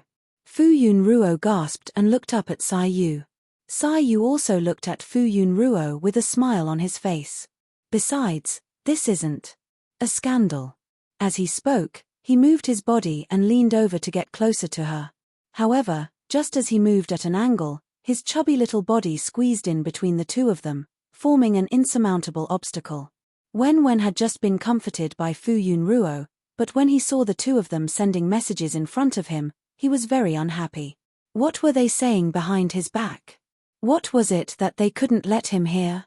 Before Wen could stand on his tiptoes to take a look, he saw Saiyu's actions. He immediately squeezed in between the two of them and even pushed Saiyu away. He glared at him. Why did he suddenly lean over? Saiyu was speechless. He suddenly realized that this little chubby boy was the biggest obstacle in his pursuit of his wife. Could he apply for a refund? It was a pity that he couldn't return this little guy. Saiyu clicked his tongue in his heart. Under Wen's cross-eyed gaze, he finally cooperated and moved away. Wen sat between the two of them with her arms crossed and snorted loudly. Saiyu brought up the old topic again. The topic of when will probably be discussed for a while. Should we prepare to go abroad to avoid the limelight? Saiyu had already protected Wen heavily, but it was better to be safe than sorry. Fang Shui had been in the entertainment industry for many years. Her fans were the most irrational. Even though many of them had already stopped being her fans, there was still a considerable number of them who continued to clamor that Fang Shui was innocent. Even though she had been sentenced, there was still a number of die-hard fans who cried out for her innocence. Saiyu was worried that when Wen went to school, those die-hard fans would bypass his layers of protection and hurt Wen. Based on the fact that some of her die-hard fans had laid their hands on Wen, it was obvious that these people only had the same moral values as Fang Shui. Persimmons were easy to bully. No one dared to seek revenge on him. They would only bully the weak. Furthermore, during the summer break, that sci-fi film was a hit. Wen had become the most famous child star with just one role. Yuan Xin wasn't exaggerating at all. Wen did indeed have the potential. He didn't even need to specially create a path for him to become the #1 child star. He had become the #1 child star with just one role. It was so smooth that it was unbelievable. When the cinemas saw that the film was a hit, not only did they request to extend the time it was taken off the shelves, but they also increased the number of showtimes to almost 100%. The investors made a lot of money and could wake up smiling in their dreams. Not only that, but this film had already signed many foreign copyrights. It wouldn't be long before it would be shown in cinemas all over the world. Fu Yun and Wen had always been under Saiyu's protection. Everything in the outside world was isolated from him. Wen didn't know much about his current fame and naturally didn't know how popular he was now. He was already an A-lister. Saiyu was very proud and sighed. Indeed, like father, like son.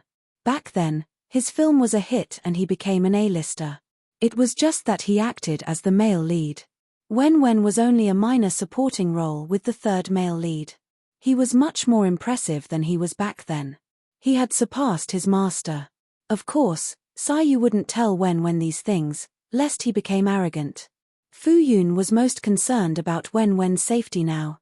When she heard Saiyu say this, she was very nervous. Other than paying attention to the progress of the case, she paid the most attention to Wen. She often scrolled through Wen's news online, so she could naturally feel Wen's rapidly rising popularity. Fu Yun didn't expect Wen to become so popular so quickly. She remembered that the person in the original novel had been training for many years before he finally struggled to find a way in the entertainment industry. However, they were two different people now, right? Fu Yun was relieved. A rapid rise in popularity would indeed bring a lot of trouble. Even adults would find it difficult to deal with, let alone children.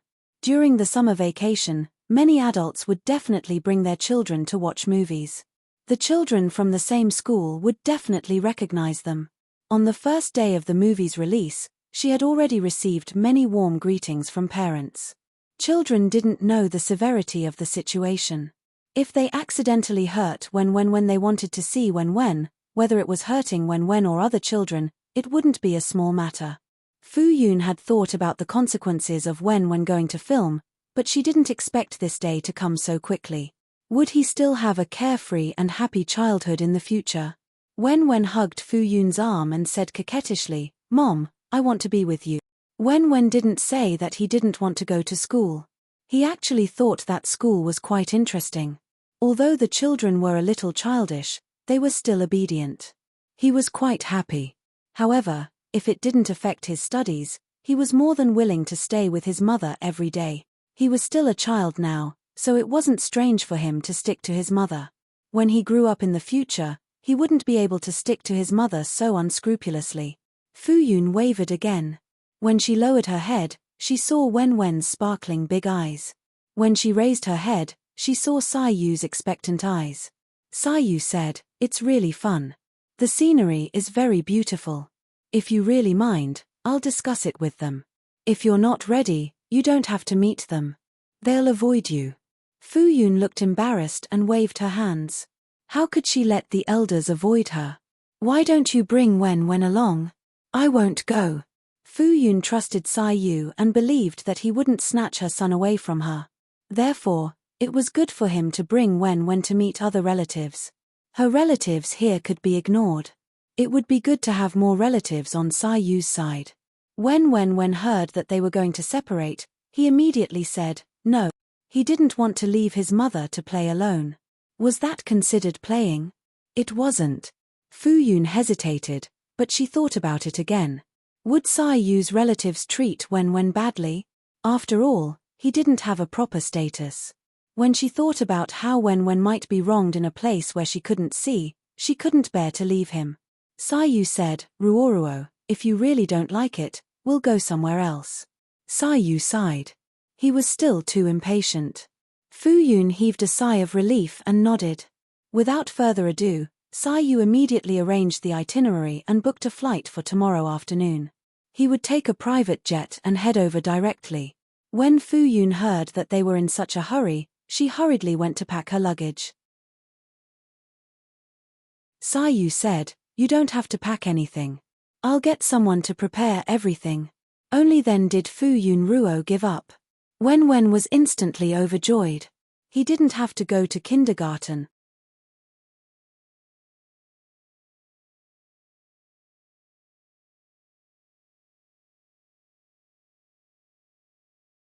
Fu Yun revealed a smile and bent down to pick up her little darling. Let's go, let's go." Sai Yu carefully observed Fu Yun. Seeing that her mood was not affected, he felt relieved.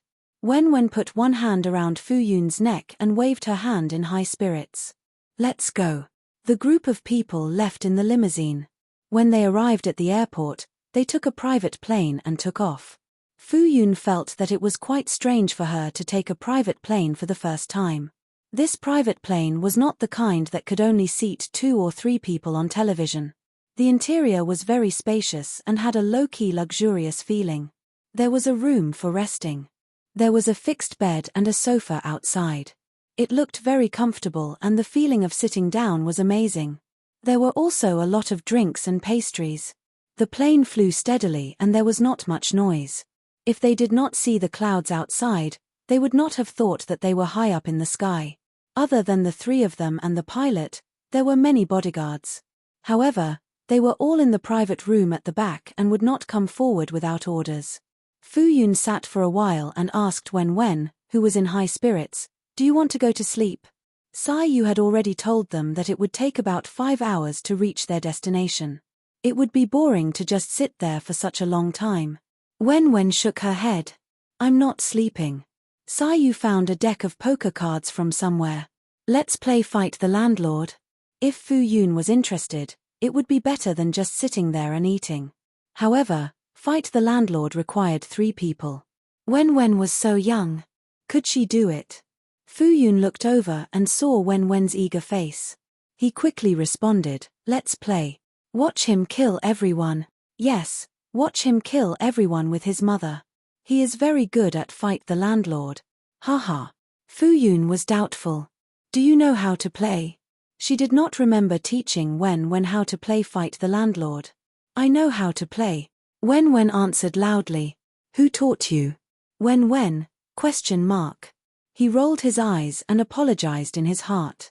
Then, he said self-righteously, "Uncle Yuan taught me." Fu Yun was still doubtful, but Wen Wen could not wait. He wanted to kill Uncle Yu. Hence, Sai Yu dealt the cards. Wen Wen's eyes rolled. "If you win, there will be a reward." If you lose, there will be a punishment. Sai Yu looked up at him. What reward? What punishment? The person who loses the most will shout "I'm a big stupid pig" a few times after losing. Wen imagined Sai Yu's expression when he received the punishment. In his heart, he laughed proudly with his hands on his hips. Fu Yun had only played Fight the Landlord with others when she was a student. It had been a few years since she came into contact with it. She even forgot the rules. She was a little hesitant and felt that she would definitely lose. Sai Yu glanced at Wen and shrugged. Sure. Wen turned to look at Fu Yun with sparkling eyes. How could Fu Yun not see that the little guy was trying his best to play tricks and make Sai Yu look bad? But where did his confidence come from? Did he think that he would definitely win? In the end, Fu Yun agreed. She wanted to see if the little guy was really that good. Wen saw that Fu Yun agreed, he beamed with joy. Then, he picked up his deck of cards. When he saw the style of the cards, he smiled happily. When he saw that Sai Yu was the landlord, he was even happier. He and his mother would definitely win.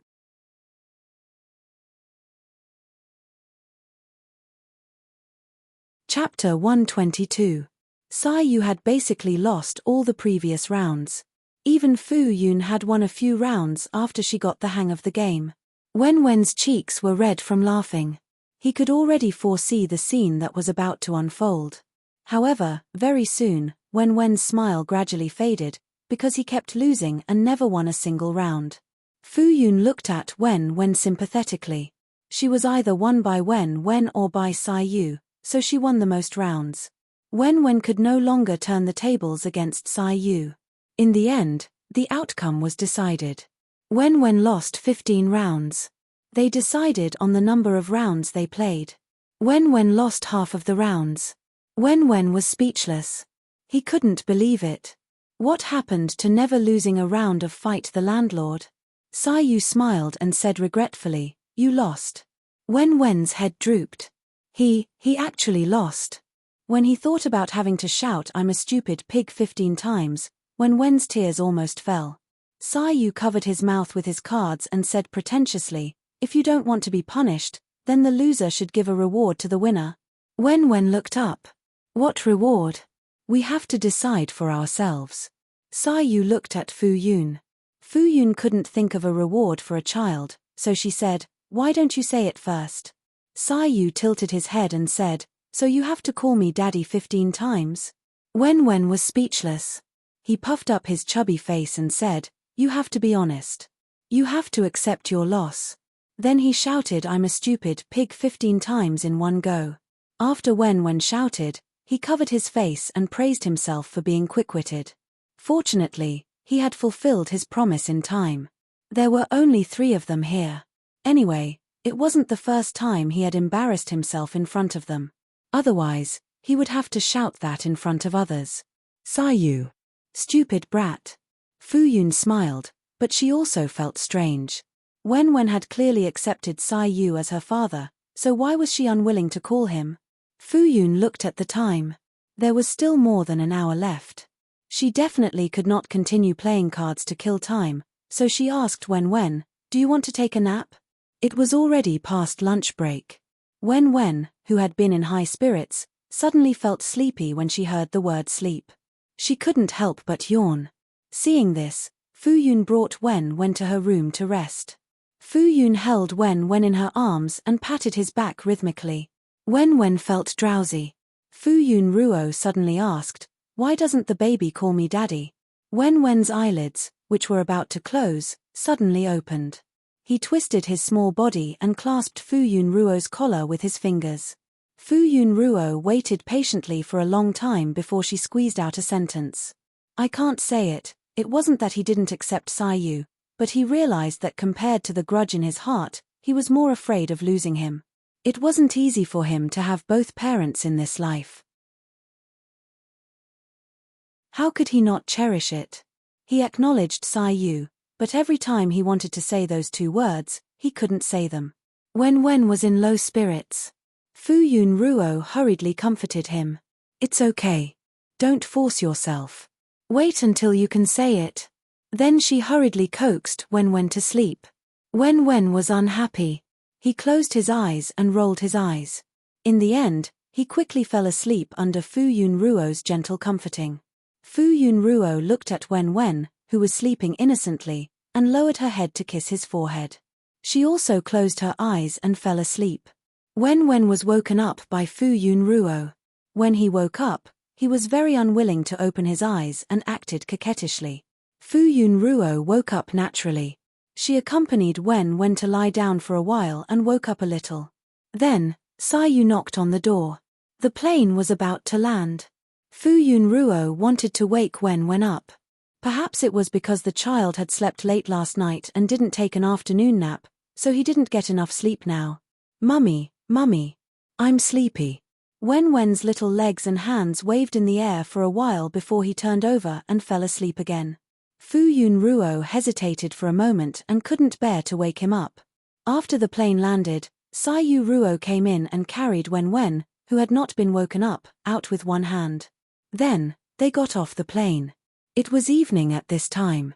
The sunset at sea level dyed the sea and beach not far away with a dazzling orange-red color. It was breathtaking and amazing. Fu Yunruo didn't know where this place was. When the sea breeze blew, it was extremely cool. The temperature and air here seemed to baptize people and made them feel comfortable. Under their feet was a platform built at a high place.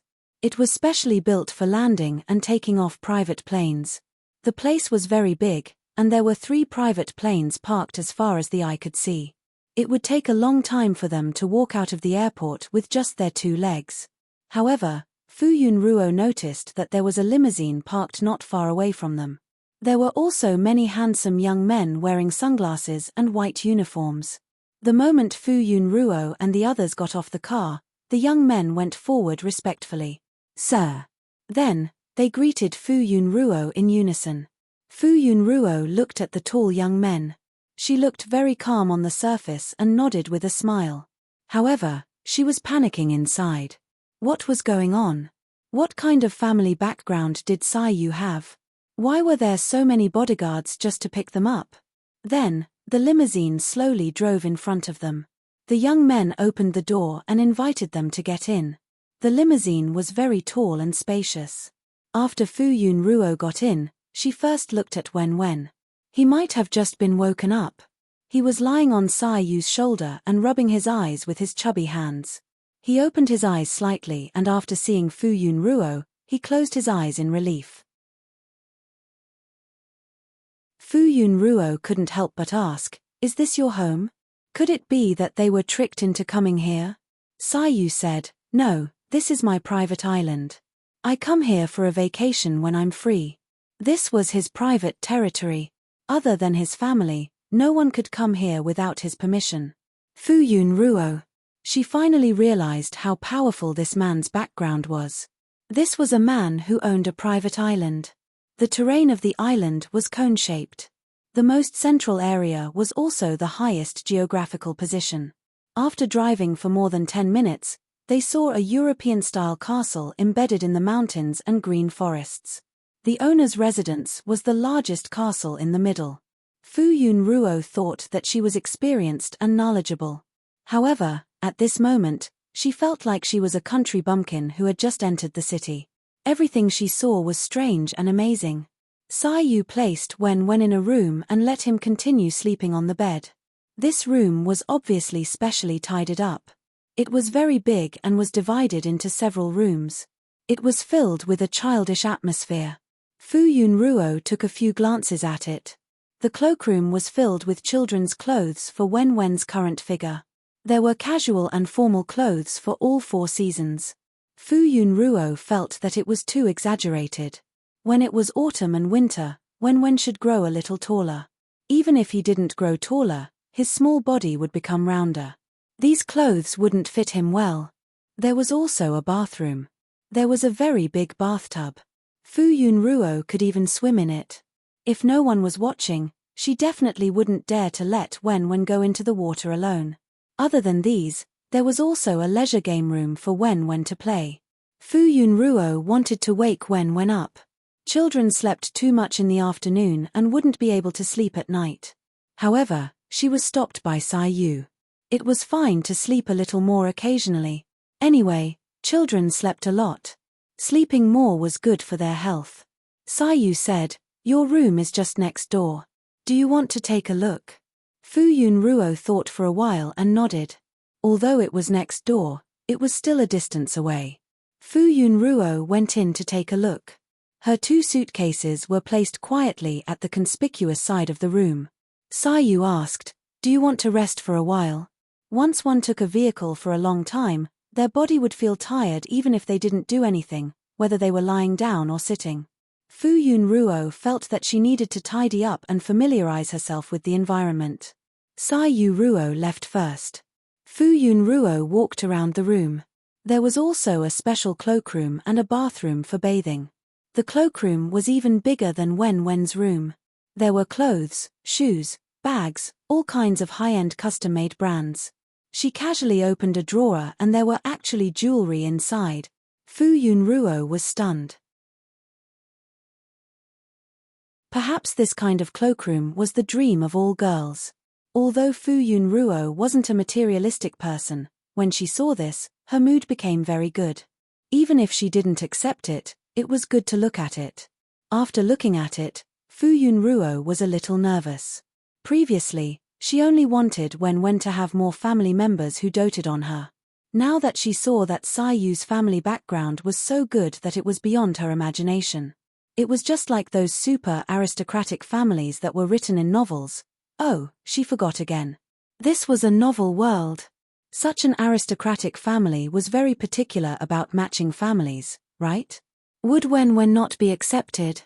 However, Yu had always assured her that his parents liked when very much. A man's mouth was a ghost that lied. What if it wasn't true? Forget it, forget it. She would pay more attention when the time came.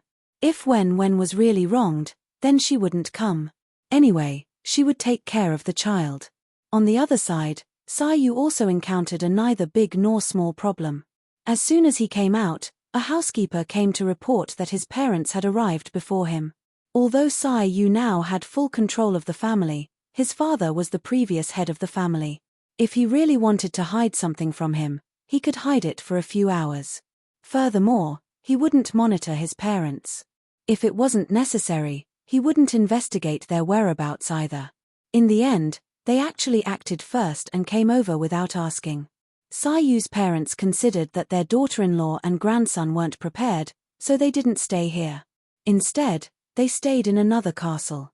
When Yu went over, his parents were sitting on the sofa intimately leaning against each other and talking to their cell phones. "I think this angle looks good. Let's make a photo and hang it on the wall. Let's make a few more. My grandson is so good looking. He's so cute. He doesn't even need to be refined. Hey, look, look. The fan club posted a clip of my grandson. Let me see. Wow, he's so good. So many fans are praising. Wait, is this an anti-fan? He speaks so strangely. Hurry up and kick him out. He must be an anti-fan." Yu. No, he hadn't seen them for a while. How did they become so good at playing the fan club? Back when he was in the entertainment industry, he didn't see them join his fan club. Yu coughed loudly. The two of them didn't even look up. They were completely focused on their cell phones. He actually wants to add us back. He even wants to lie and say that he's my grandson's true fan. He had discerning eyes and had seen all kinds of people. One look and he could tell that this was an anti-fan. Was he trying to be a mole? It would depend on whether they agreed or not. Blacklist him. Report him. Yu.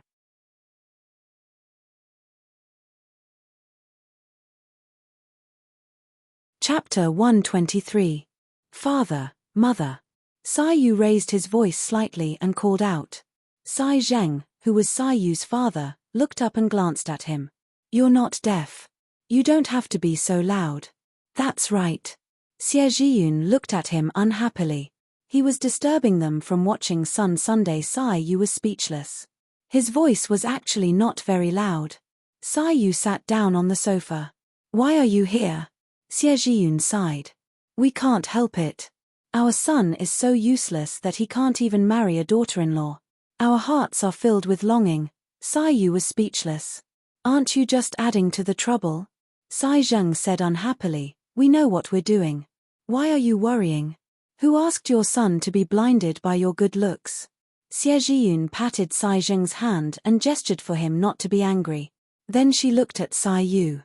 Don't worry. We won't appear rashly. We just want to take a look at our darling from afar. Sai Yu was worried. Ruoruo was not ready to meet his parents yet. If they couldn't resist and appeared, wouldn't he lose even more hope?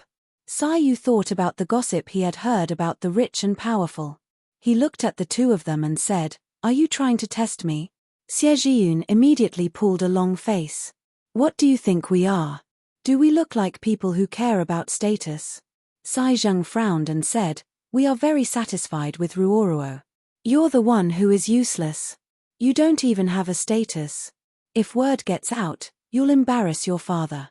He was the world's most handsome male celebrity. If he couldn't even get a daughter-in-law, what was the use of having such a face? That's right. As long as you don't bring a daughter-in-law home, we'll be even more satisfied. She thought for a moment and felt that she had not expressed herself clearly, so she added, even if it's a man's wife, as long as there's no problem with her character, we'll accept her if you like her. They were very open-minded. Even if their son wanted to spend the rest of his life alone, they wouldn't have any objections. After all, the Sai family had a lot of heirs. When the time came, they could just adopt them. It wasn't as if they hadn't adopted anyone in the history of their family. Of course, there was also another reason. When the child grew up, they could not control him even if they wanted to. Sai Yu's mouth twitched. He really had to thank his parents for being open-minded. What are you doing here? Why aren't you going to accompany your future wife and child? Not long after, Xie Zhiyun waved her hand and chased her away. They're unfamiliar with this place. Without you by their side, they won't feel safe. No wonder his son hadn't managed to win her heart yet. It wasn't without reason. Look, he was too insensible. Sai Yu thought about it and agreed. Hence, she bid farewell to her parents and returned to the main castle. When Sai Yu arrived, the castle was quiet. He casually asked the servants at the side. After hearing that they hadn't come out of their rooms, he went upstairs. He knocked on Fu Yunruo's room door. Fu Yunruo had just sorted out her luggage and was sitting on the sofa playing with her phone. She had just arrived and wasn't familiar with the outside world, so she didn't go out rashly. Speaking of which, she hadn't told Uncle Guo and the others that she was safe. The signal here was normal, and she could still go online. However, there was no positioning here, so she knew that this private island was in the Pacific Ocean, but she wasn't sure of the specific location. Fu Yunruo contacted them one by one. Before she finished chatting, she heard a knock on the door. She opened the door. Mr. Yu? Sai Yu asked, do you want to go out for a walk? Fu Yunruo thought for a moment and nodded. Hence, Sai Yu brought Fu Yunruo for a walk nearby. The castle was very tall and big. There was a big garden outside, just like a palace. Along the way, they met many people wearing several kinds of uniforms. Some of them were wearing maid outfits. Fu Yunruo observed them for a while. They were mainly responsible for the hygiene and cleaning of the castle. There were gardeners in the garden to manage the flowers and plants. There were also teams of bodyguards patrolling outside. Sai Yu and Fu Yunruo stood at a high place. From here, they could almost see the entire island. At this time, the sky was gradually darkening. The lights in the castle had been turned on. Under the dim sky, it was dazzling. Fu Yunruo sighed. There were so many people taking care of everything on the island every day. The owner might not even stay here for a month in a year. There are many interesting projects on the island. When the time comes, we will bring Wen along and have fun. Fu Yunruo nodded. The biggest reason why she agreed to come on a trip was because she wanted Wen to be happy. She did not want to be traumatized by the previous incident. The sea breeze was very strong.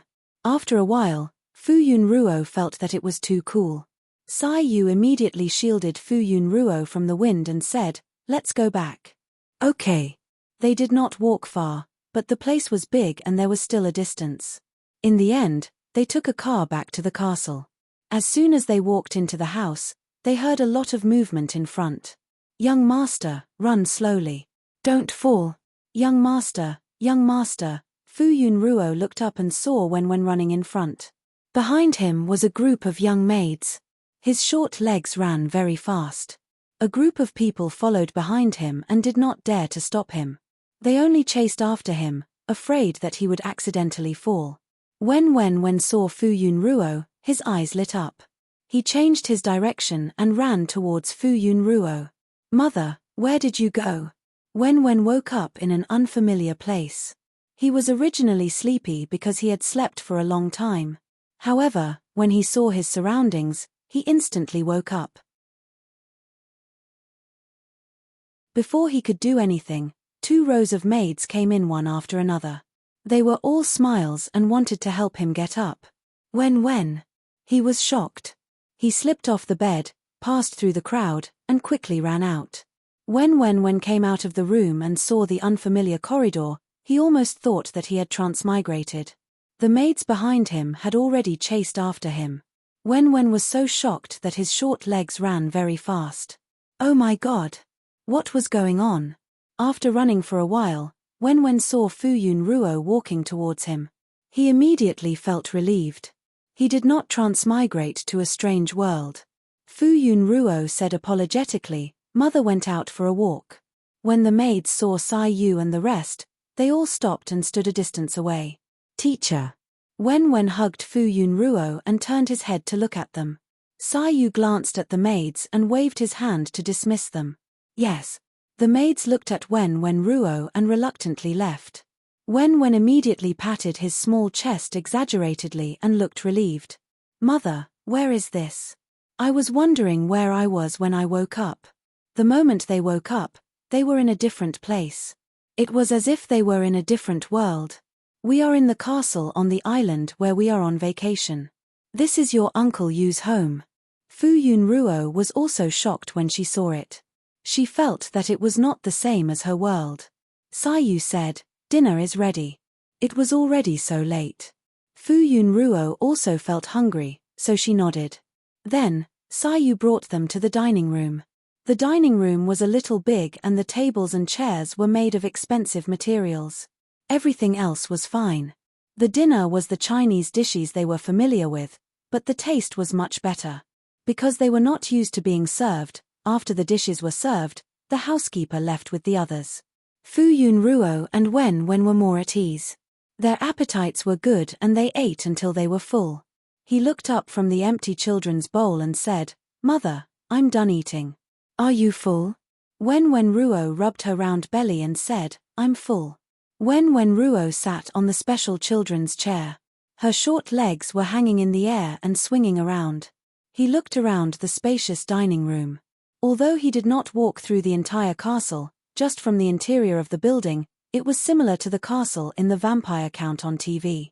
The only difference was that it looked more modern and magnificent. It did not have a gloomy and treacherous feeling. Wen Ruo asked curiously, "Uncle Yu, aren't you afraid?" When he thought about living in a castle at night, would he think of strange things? Sai Yu Ruo said, "What's there to be afraid of as a man? Or are you afraid?" His private island had the highest security level. "It's okay. You're still young. When you grow up, you won't be afraid." The entire island was monitored by all signals. There were also shielding devices to prevent detection from the outside world. There were maids and servants inside and countless bodyguards patrolling outside 24 hours a day. Wen Ruo immediately puffed out her chest and said, "I'm not afraid." "You're the one who's afraid, right?"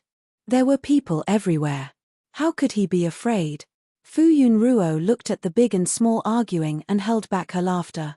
After dinner, Wen Ruo was very energetic.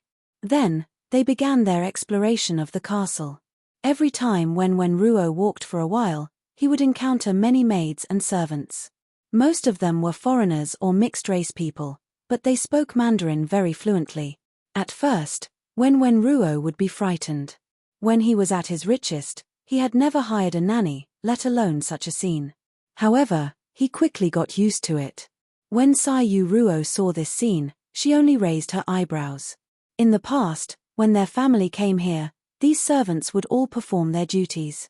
When they didn't have to work, they wouldn't take the initiative to appear in front of them. What was going on today? One by one, they all came out to make their presence known. Saiyu Ruo looked at their gazes and thought to himself, isn't it just a little brat? Why are they so interested in him? The servants were originally very careful, but when they saw that their master didn't reprimand them, they all ran out to meet the young master. Their young master was very cute from head to toe. At first glance, they couldn't help but like him. Fuyun Ruo had been following Wen Ruo and saw him running up and down everywhere, still full of energy. Fuyun Ruo felt tired after walking for an hour. She looked at the lively Wen Ruo and thought to herself, indeed, he slept too much in the afternoon. Otherwise, how could he be so energetic at night? Next time, I definitely won't let him sleep too much. In the end, Saiyu took the initiative to take over the responsibility of accompanying the child. She was responsible for exhausting the child's energy before bringing him to take a bath and swim. When he came out of the bath, he was drowsy. When Fuyun Ruo saw that the child had finally stopped, she heaved a sigh of relief. Children were really too energetic. Taking care of a child was hard work. Saiyu said, you should rest early too. I'll bring you to play tomorrow. Fuyun Ruo nodded in agreement. The next day, the vacation on the island officially began. Saiyu was the most familiar with this place, so the itinerary was basically arranged by them. Since it was by the sea, they naturally had to go swimming, surfing, sailing, fishing. Fuyun Ruo had never tried such an exciting activity like surfing before. However, with Saiyu bringing her along, she finally experienced it. It had to be said that it was really exciting. There was also a glass room built on the island for viewing the underwater world. It was transparent on 3 sides, so they could see the underwater world without going into the water. They could also go into the water because there were submarines that could go deeper and further into the underwater world. Fuyun Ruo and Wen had been constantly opening the door to a new world these days. When they were tired of playing outside, they could not look out. There were also many activities on the island. If they did not want to move, they could casually find a place to sit and enjoy the surrounding scenery for a day. In the beginning, Wen followed Fuyun Ruo closely. After familiarizing himself with the island's environment, he did not have to see Fuyun Ruo anymore. The servants in the castle had gotten a lot of strange and new toys from somewhere. He heard that they were played by children from other countries, and he found some of them interesting. Moreover, these people knew a lot of games. He also felt that it was very good. Wen Ruo slept with a smile because he was very happy every moment of the day. He found a football in the toy house with the autograph of a famous player on it. This football was now his favorite. Wen Ruo looked down at his short legs and decided to play more football so that he could grow long legs as soon as possible. Going out to play was also a very tiring thing, so sometimes they would not go anywhere and stay in the castle. At this time, Wen Ruo was playing with the football on the lawn outside. It was just that the football rolled around too much and was not under his control. If he accidentally kicked it hard, the football would roll all the way forward. Wen Ruo chased from behind. Not long after, he saw that the football was blocked and stopped next to a pair of leather shoes.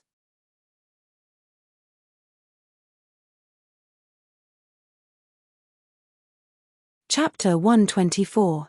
Then, he said politely, "Uncle, this is my football." Wen knew that there were many bodyguards around, and there were maids watching him not far away. They did not do anything, which meant that this strange person was not dangerous to him and could be approached. The bearded man approached Wen. Wen raised his head even higher. Looking closer, he found that this person was even taller, about the same height as Uncle Yu. The bearded man stopped in front of Wen, then squatted down and handed the football to Wen. He tried his best to say in a kind voice, "I'm not an uncle, I'm a grandpa." Wen looked up at the short black hair under his hat, then carefully looked at the skin under his beard. He felt that calling him grandpa did not suit him well. Wen took the football and thanked him seriously. "Thank you." "You're welcome." His low and deep voice suppressed his excitement. He raised his hand tentatively, wanting to touch Wen's soft hair. He was very careful, as if he was afraid that he would hurt her. He was afraid that he would use too much strength. Wen looked very approachable, but in fact, he would not let people who were not close to him touch him. However, he felt that the person in front of him did not have any ill intentions towards him, which inexplicably made him have a good impression of him. For some reason, he stood there obediently and did not move. After being touched on the head, Wen felt strange and embarrassed again. Then, he hugged the ball and ran away quickly. The bearded man watched the little cutie's back as she ran away. It was not until she left the lawn that he retracted his gaze. He looked at his big hand and smiled. His good grandson was so soft and obedient. If there was something that Fuyun liked the most about this island, it would be the Four Seasons garden. Because she raised flowers, she naturally liked these plants. When she saw the well-taken care of garden, she could not help but ask the gardener in charge of the garden for advice. Fuyun also met a female gardener who was very knowledgeable about flowers. Fuyun felt very comfortable communicating with the gardener, and she also learned a lot of experience. Although raising flowers was not easy, as long as she understood a little about the habits of other flowers, she could quickly raise them. If Fuyun received permission, she would also take care of these flowers.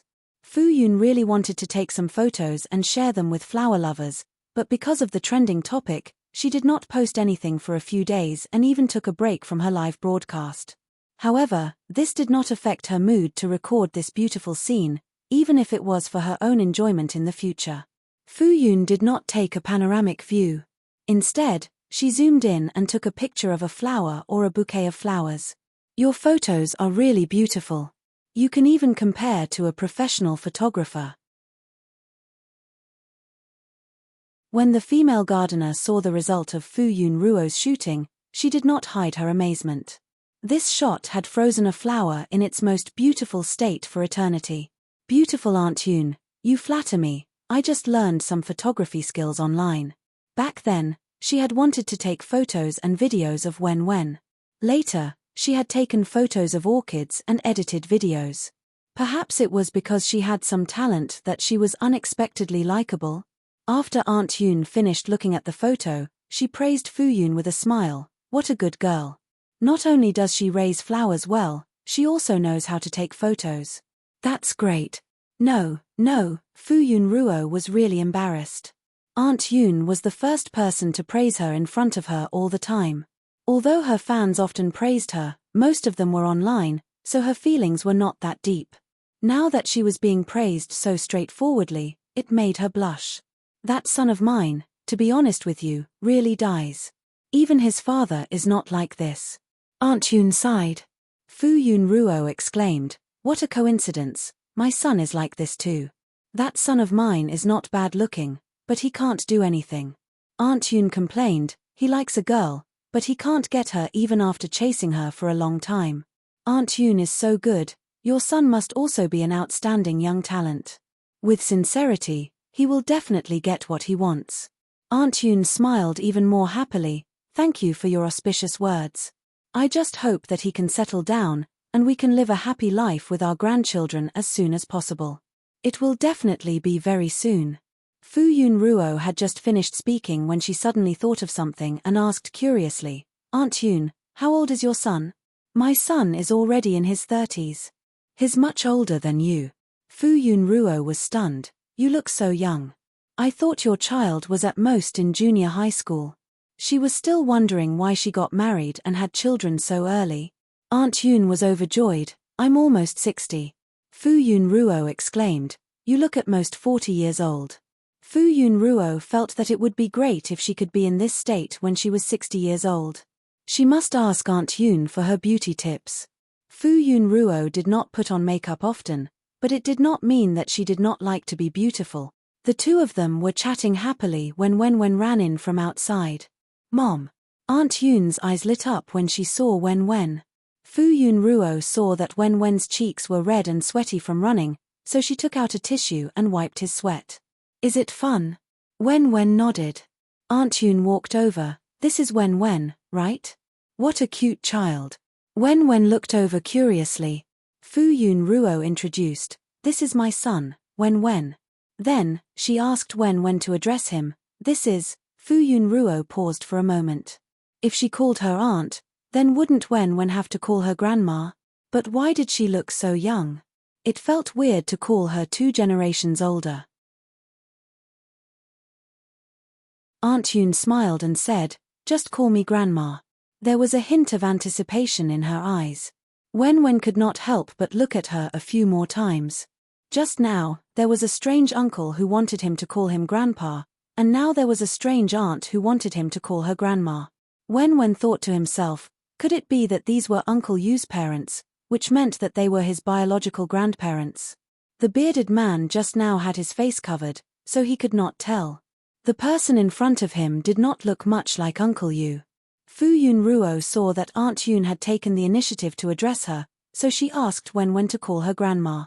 Wen called out obediently. He looked at Fu Yun Ruo, who did not know anything, and sighed in his heart. He had to watch his mother closely in the future. What if she was too stupid and got cheated? Are you thirsty? Are you hungry? Let's go eat something. Fu Yun Ruo asked for Wen's opinion. Usually, after exercising, one would need to replenish their water. When Aunt Yun heard this, she did not care about being happy and hurriedly said, then let's go in quickly. Don't be thirsty or hungry. Fu Yun Ruo nodded and said goodbye to Aunt Yun. Then, she held Wen's hand and returned to the castle. After they left, Aunt Yun stood in the garden for a while before putting down the watering can and leaving for another castle. When she entered the living room, she saw Sai Zheng sitting on the sofa in a daze looking at his hands. She looked away in disgust. That beard was really irritating to the eyes. Gigi, I touched my good grandson's head. Sai Zheng saw that his wife had returned and hurriedly raised his hand to show off. When Xie Ruo heard this, she hurriedly walked over and touched Sai Zheng's raised hand with all her strength. She thought jealously, I haven't touched my good grandson's head yet. However, Xie Ruo said proudly, my good grandson called me grandma. What? Sai Zheng Ruo was jealous. He had not heard his good grandson call him grandpa yet. These 2 people were Sai Yu's parents. Originally, they only watched from afar every day and watched the surveillance cameras more often. However, when they saw the mischievous and cute Sun Meng, their hearts beat faster, and they were no longer satisfied with watching from afar. Thus, they thought of disguising themselves. Sai Yu's face was completely inherited from Sai Zheng's. Anyone with a discerning eye could tell that the 2 of them were relatives. Thus, he covered his face and disguised himself as a passerby. Xie Ruo disguised herself as a gardener because she noticed that her daughter-in-law and grandson often rested in the garden. This way, she could see her good grandson up close. However, she did not expect that she would become friends with her daughter-in-law despite their age difference. After interacting with her daughter-in-law, Xie Ruo became even more fond of her. Unfortunately, her son was disappointing and had not married her daughter-in-law yet. Sai Yu Ruo, who had been a step late and was still thinking about how to tell Fu Yun that his parents had also come to the island, was speechless.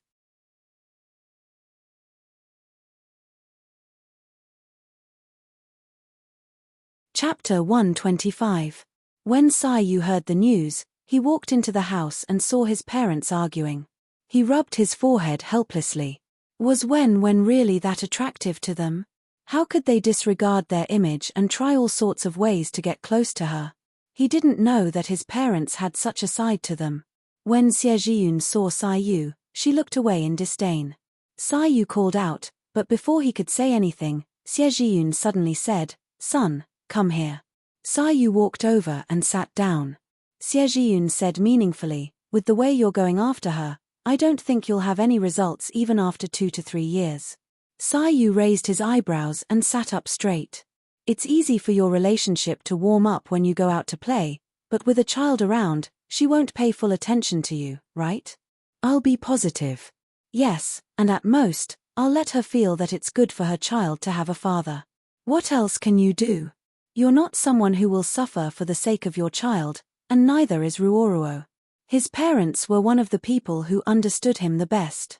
I can see that she likes you, but this isn't enough for her to make up her mind to be with you. What you need to do now is to let her feel your feelings without any misgivings.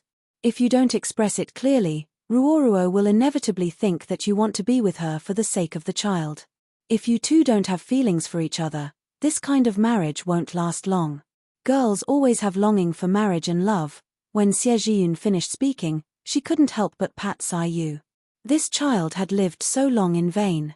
He didn't even know how to chase someone. If her daughter-in-law ran away in the end, she would kick him out of the house. Sai Yu was deep in thought. This was his first time chasing someone, and he was relying on his instincts. He thought that if he made it obvious, the other party would be able to feel his feelings. Sai Yu thought that the little guy had been playing for so many days, and it was time for him to learn. Thus, when Sai Yu returned to the main castle, he mentioned this matter to Fu Yun and Ruoruo. The originally carefree Wen. No. He had not had enough fun yet. Fu Yun felt that it made sense. Wen had been playing for more than a week. The children in China had already started school, so Wen couldn't play anymore. Therefore, she ignored Wen's protest and agreed to Wen's lessons. Under the merciless suppression of the two mountains, Wen could only stay at home and follow the teacher to class. When Fu Yun saw that Ian's class was on the right track, she did not accompany him all the time to avoid disturbing him. Sai Yu could finally enjoy the couple's world with Fu Yun Ruo. He took advantage of the fact that the child was not paying attention and took Fu Yun Ruo out. "I'll take you somewhere." The island was actually very big. Previously, they had mostly played at the beach and in the castle. This time, Sai Yu brought Fu Yun Ruo to explore the island. The two of them put on casual clothes and carried their backpacks. Before they set off, Fu Yun Ruo was still a little hesitant. "What if Wen looks for me? There are so many people in the castle." "Don't worry. When a child grows up, he can't stick to his parents all day long. He has to be independent." In the end, Fu Yun Ruo was still coaxed away by Sai Yu. They went to the other side of the island. The mountain walls here were steeper, and the environment was as natural as possible. Sai Yu considerately protected Fu Yun Ruo all the way up. Fu Yun Ruo thought that it was a good thing that she did not bring Wen along. This environment was really tiring. However, it was good to climb the mountain occasionally. The two of them walked for about an hour before Sai said, "We're here." Fu Yun Ruo was supported on a big rock. Standing on it, she could see the endless sea. Not far below her feet, the waves hit the submerged reef. The sea on the other side of the island was calm and beautiful. The waves here were turbulent and more dangerous. Sai Yu Ruo sat next to Fu Yun Ruo. Fu Yun Ruo looked around. She did not understand why Sai Yu brought her here. Although they could see a corner of the island and the scenery was quite beautiful, there was nothing breathtaking about it. Sai Yu Ruo was the first to break the silence.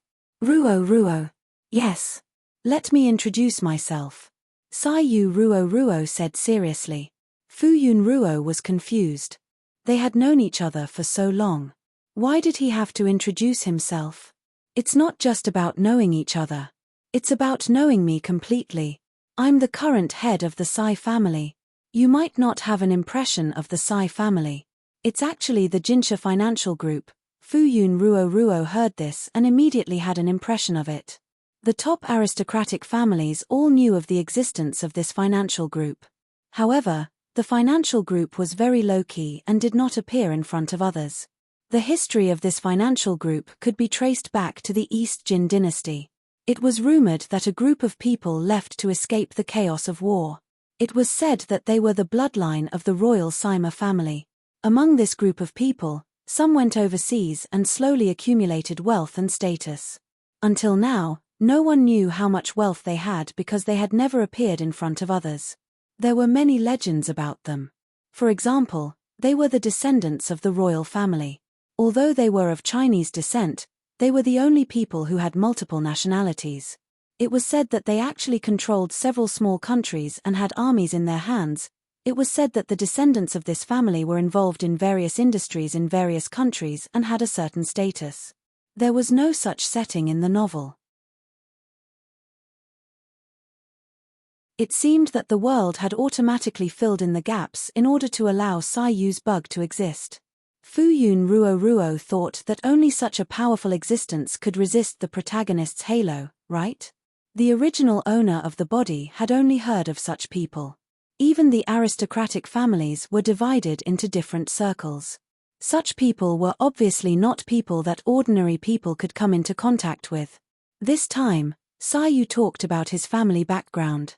Fuyun Ruo had an idea in her heart. Fuyun Ruo thought that with such a background, when Wen would have Saiyu to protect her in the future, she would be able to live a happy life without any worries. After introducing his background, Saiyu introduced himself. He talked about his height, weight, hobbies, and personality. Finally, he said, "This is the first time I like someone and it's also the first time I'm wooing someone. I know that my performance is very poor." Saiyu looked at Fuyun Ruo's smiling eyes. His rare reserved expression froze. The two of them looked at each other and then couldn't help but laugh. At this moment, the distance between the two of them seemed to have shortened. Fuyun Ruo felt that Saiyu was much more real. In the past, Fuyun Ruo always had some estrangement with him. This estrangement was perhaps because she didn't understand him as a person. Fuyun could tell that Saiyu was a meticulous person. Few people could get close to his heart. Even if Saiyu treated them well, she could not understand Saiyu. However, when she looked at Saiyu, she felt a little more at ease. It turned out that he would feel uneasy because of her. Rainbow. Fuyun Ruo's eyes inadvertently looked behind her, and immediately exclaimed in surprise. Saiyu turned around and smiled. "Looks like we're quite lucky. The terrain here was rather special. When the sunlight shone at a certain angle, it would occasionally refract a rainbow. The timing was also uncertain. If one wanted to see it, it would depend on luck." Fuyun did not see the rainbow many times, so she could not help but feel happy.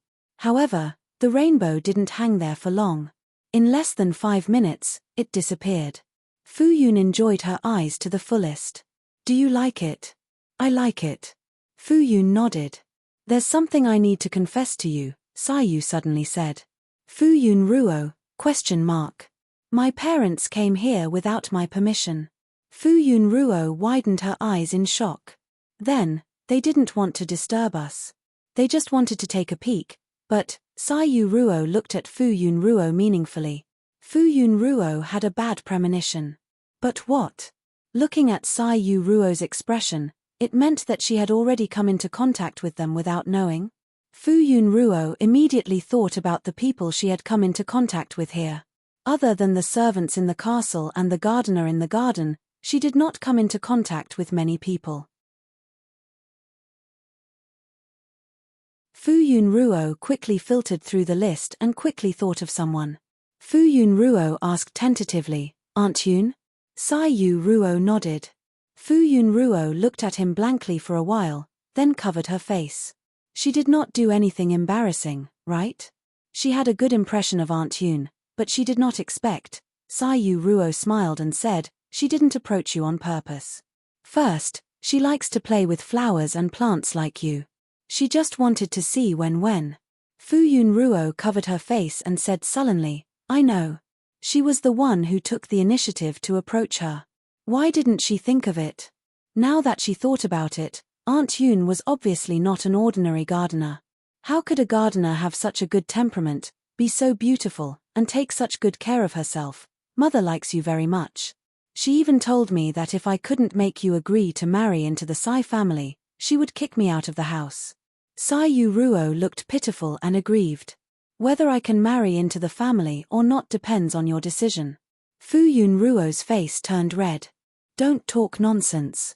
Fuyun Ruo stood up in a panic. "It's getting late. Let's go back early. Otherwise, if Wen doesn't see me, she will make a fuss." Saiyu saw that she was walking in a hurry, so she hurried after her and said, "Walk slowly. Don't fall." Fuyun Ruo slowed down her steps. They walked slowly down the mountain. When they returned to the castle, they saw Wen standing in the middle of the gate with her hands on her hips. She looked angry. As soon as he saw Fu Yun, he asked angrily, "Where did you go behind my back?" Wen glared at Sai Yu. It must be him. Otherwise, his mother wouldn't have left him to play. As long as Wen thought about how she was studying hard under the supervision of 2 or 3 teachers, and how he took the opportunity to kidnap her mother to play, she felt extremely unbalanced. They actually didn't bring him along.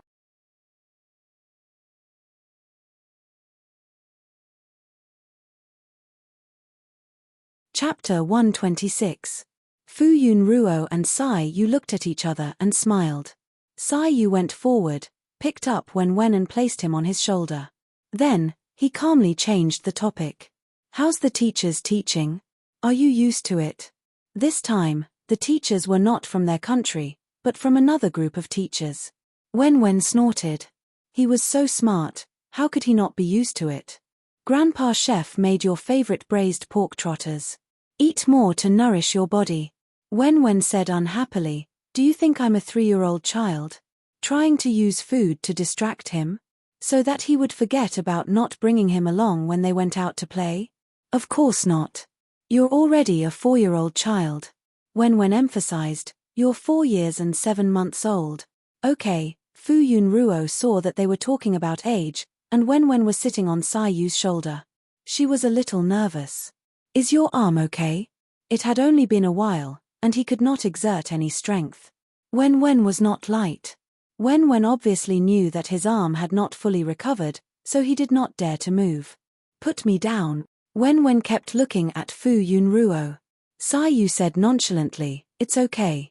Let me carry him." Fu Yun Ruo stretched out her hands. Wen cooperated and opened his arms. His small body leaned in front of Fu Yun Ruo. Sai Yu had no choice but to lower his body. Then, Fu Yun Ruo carried Wen over. After being interrupted, Wen had forgotten to pursue the matter between the two of them. He glanced at Sai Yu's arm from time to time. When he saw Sai Yu moving his arm, he could not help but feel nervous. Sai Yu teased Wen. He found it interesting to see his rich expressions. In the end, Fu Yun Ruo glared at him, so Sai Yu stopped teasing Wen. The 3 of them had a lively dinner. If Fu Yun did not accompany Wen much today, she would accompany Wen all the time at night. Only then was Wen happy and magnanimously let it go. Forget it, he had to go to class and didn't have time to accompany his mother, so he could only let Uncle Yu accompany his mother, otherwise she would be lonely. After coaxing Wen to sleep at night, Fu Yun left the room. Just as she closed the door, she saw Sai Yu leaning against the wall with her arms crossed. Fu Yun tilted her head in confusion. Sai Yu glanced at the closed door and smiled at her. "Is the child asleep?" Fu Yun nodded. Sai Yu extended his hand towards Fu Yun Ruo. "Let me take you to another place. It's already so late," Fu Yun said. Under his focused and gentle gaze, she could not help but reach out her hand. Their 2 hands clasped together. Sai Yu pulled Fu Yun Ruo and walked out quickly. Fu Yun Ruo was afraid that he would pull too hard and dislocate her elbow, so she followed his strength and ran forward. They ran all the way up the castle's stairs and finally reached the top floor and stood in front of a door. Sai Yu looked at Fu Yun Ruo, who was a little out of breath from running. When she recovered, he said to her, "Close your eyes." Fu Yun Ruo looked at Sai Yu and felt that he was being mysterious. However, at this point, she still cooperated and closed her eyes. After seeing her close her eyes, Sai Yu opened the door and then held Fu Yun Ruo's hand and walked out carefully. Fu Yun Ruo's eyes moved. She really wanted to open her eyes, but she did not hear Sai Yu say that she could open them. Just as she was about to lose control, she heard Sai Yu say, "It's done." Fu Yun Ruo opened her eyes. At this moment, she was standing in the middle of the castle's rooftop. With her as the center, there was a heart-shaped space. The other places were filled with things that were spitting out beautiful sparks and flowers. The reflection of the galaxy in the sky and the silver sparks on the ground were intertwined and beautiful. She was still looking at them. Sai Yu knelt in front of her with an exquisite red box in his hand. He faced Fu Yunruo. Miss Fu Yunruo, are you willing to date me with marriage as the prerequisite? Fu Yunruo lowered her head to look at Sai Yu. When she met his focused and gentle eyes, her cheeks turned slightly red and her heart beat faster. Dating was just dating, but he made it sound like he was proposing.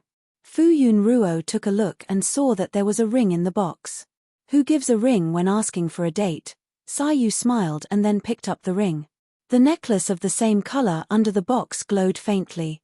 I'll wait for the day when you're willing to marry me. When that time came, this ring would be worn on her finger. Sai Yu asked again, are you willing to date me?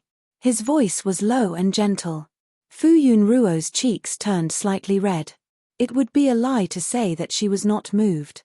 Fu Yunruo thought that there was probably no woman who could resist Sai Yu's charm. If it was marriage, she would hesitate again and again. She felt that it was too rushed and she had not thought it through. But if it was just dating, she thought that she was willing. In the end, Fu Yunruo nodded slowly under Sai Yu's gaze. Okay. Sai Yu smiled. He stood up and said gently to Fu Yunruo, let me help you put it on. Fu Yunruo did not refuse. Sai Yu put the necklace on Fu Yunruo. He was happy but also a little regretful. He was happy that their relationship had taken a big step forward. They were finally boyfriend and girlfriend. Regretfully, he wanted to propose directly. But after thinking about it, he was afraid that it would be too rushed for Fu Yunruo. So, he changed it to dating. Reality proved that he had made the right move. Please take care of me in the future, girlfriend. Please take care of me, boyfriend. The two of them looked at each other and smiled. Then, they enjoyed the charming scenery around them after their relationship changed. The sparks on the ground seemed to have been there for a long time. The starry sky seemed to be just above their heads and they could touch it.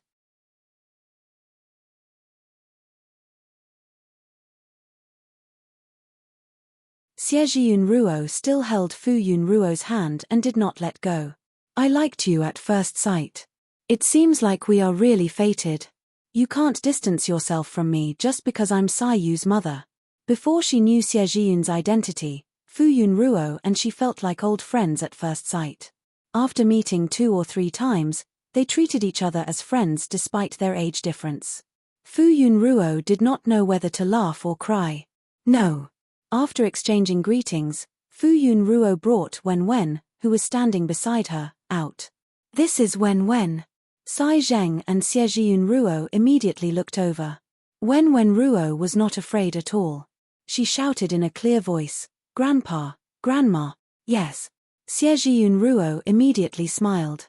She was so excited that her hands were trembling. Good child. Then, they expressed their excitement by giving her a greeting gift. She could not refuse. Sai Zhengruo did not express her feelings as Xie Yunruo did. However, seeing that the child did not reject her, she sat beside Wen and tried her best to speak kindly. She asked about her hobbies and classes and praised her from time to time. The two of them really cared about their grandchild. After a while, they forgot about Sai Yu and Fu Yunruo and surrounded Wen. Fu Yunruo and Sai Yu Ruo sat at the side. Sai Yu Ruo reached out and held Fu Yunruo's hand. She smiled at her as if to say, look, I'm not lying, right? Fu Yunruo smiled in her heart. She was completely at ease now. She finally did not have to worry that Wen would be wronged. There was a lot of laughter during dinner. At first, Fu Yunruo was still reserved. She thought that they were particular about not talking while eating and was afraid that she would be rude. In the end, her worries were completely unnecessary. Sai Zhengruo and Xie Yunruo surrounded Wen. They kept putting food on Wen's plate and looked kindly at Wen. They were happier than if they were eating delicacies themselves. In the end, Wen Ruo touched his round belly and sighed sadly. What a sweet worry. He touched his chubby little face and felt that it was going to become rounder again. Ever since Sai Yu Ruo's parents saw that Fu Yunruo and her son had accepted them, they came to report to them every day and asked about their well-being. They could not wait to make up for the past few years that they did not accompany them. They took on the task of taking care of the child. Fu-yun Ruo and Sai-yu Ruo spent more time with each other. The two of them often sneaked out, and their relationship quickly warmed up. When Ruo was surrounded by the two new grandparents. Just coaxing them took up a lot of his time, so he did not pay attention to Fu-yun Ruo and Sai-yu Ruo's movements. When Ruo started coaxing people, there was no one he could not coax. Not long after, Sai-zheng Ruo and Xiejiyun Ruo became the darling of their hearts. Even Sai-yu Ruo took a step back. Sai-yu Ruo and Fu-yun Ruo did not mind. As parents, they could only feel proud that their child was able to gain the favor of the elders. At this moment, Fu-yun Ruo finally experienced the feeling of being in love. Although it was Sai-yu Ruo's first time in a relationship and did not have much experience, she did not know where he learned some experience from. Although it was very old-fashioned, it was very useful. At least, it made her happy. But she seemed to have forgotten something. She did not remember at the moment. It was probably not something important. Right. You're tuning in to the Dreamy Chapters YouTube channel. We're so grateful for your support, and don't forget to subscribe to join us on this incredible journey through captivating stories. Your generosity through donations truly makes a world of difference, as it's the primary source of revenue that allows me to expand and enhance this channel for you. Thank you from the bottom of my heart for being a part of this adventure.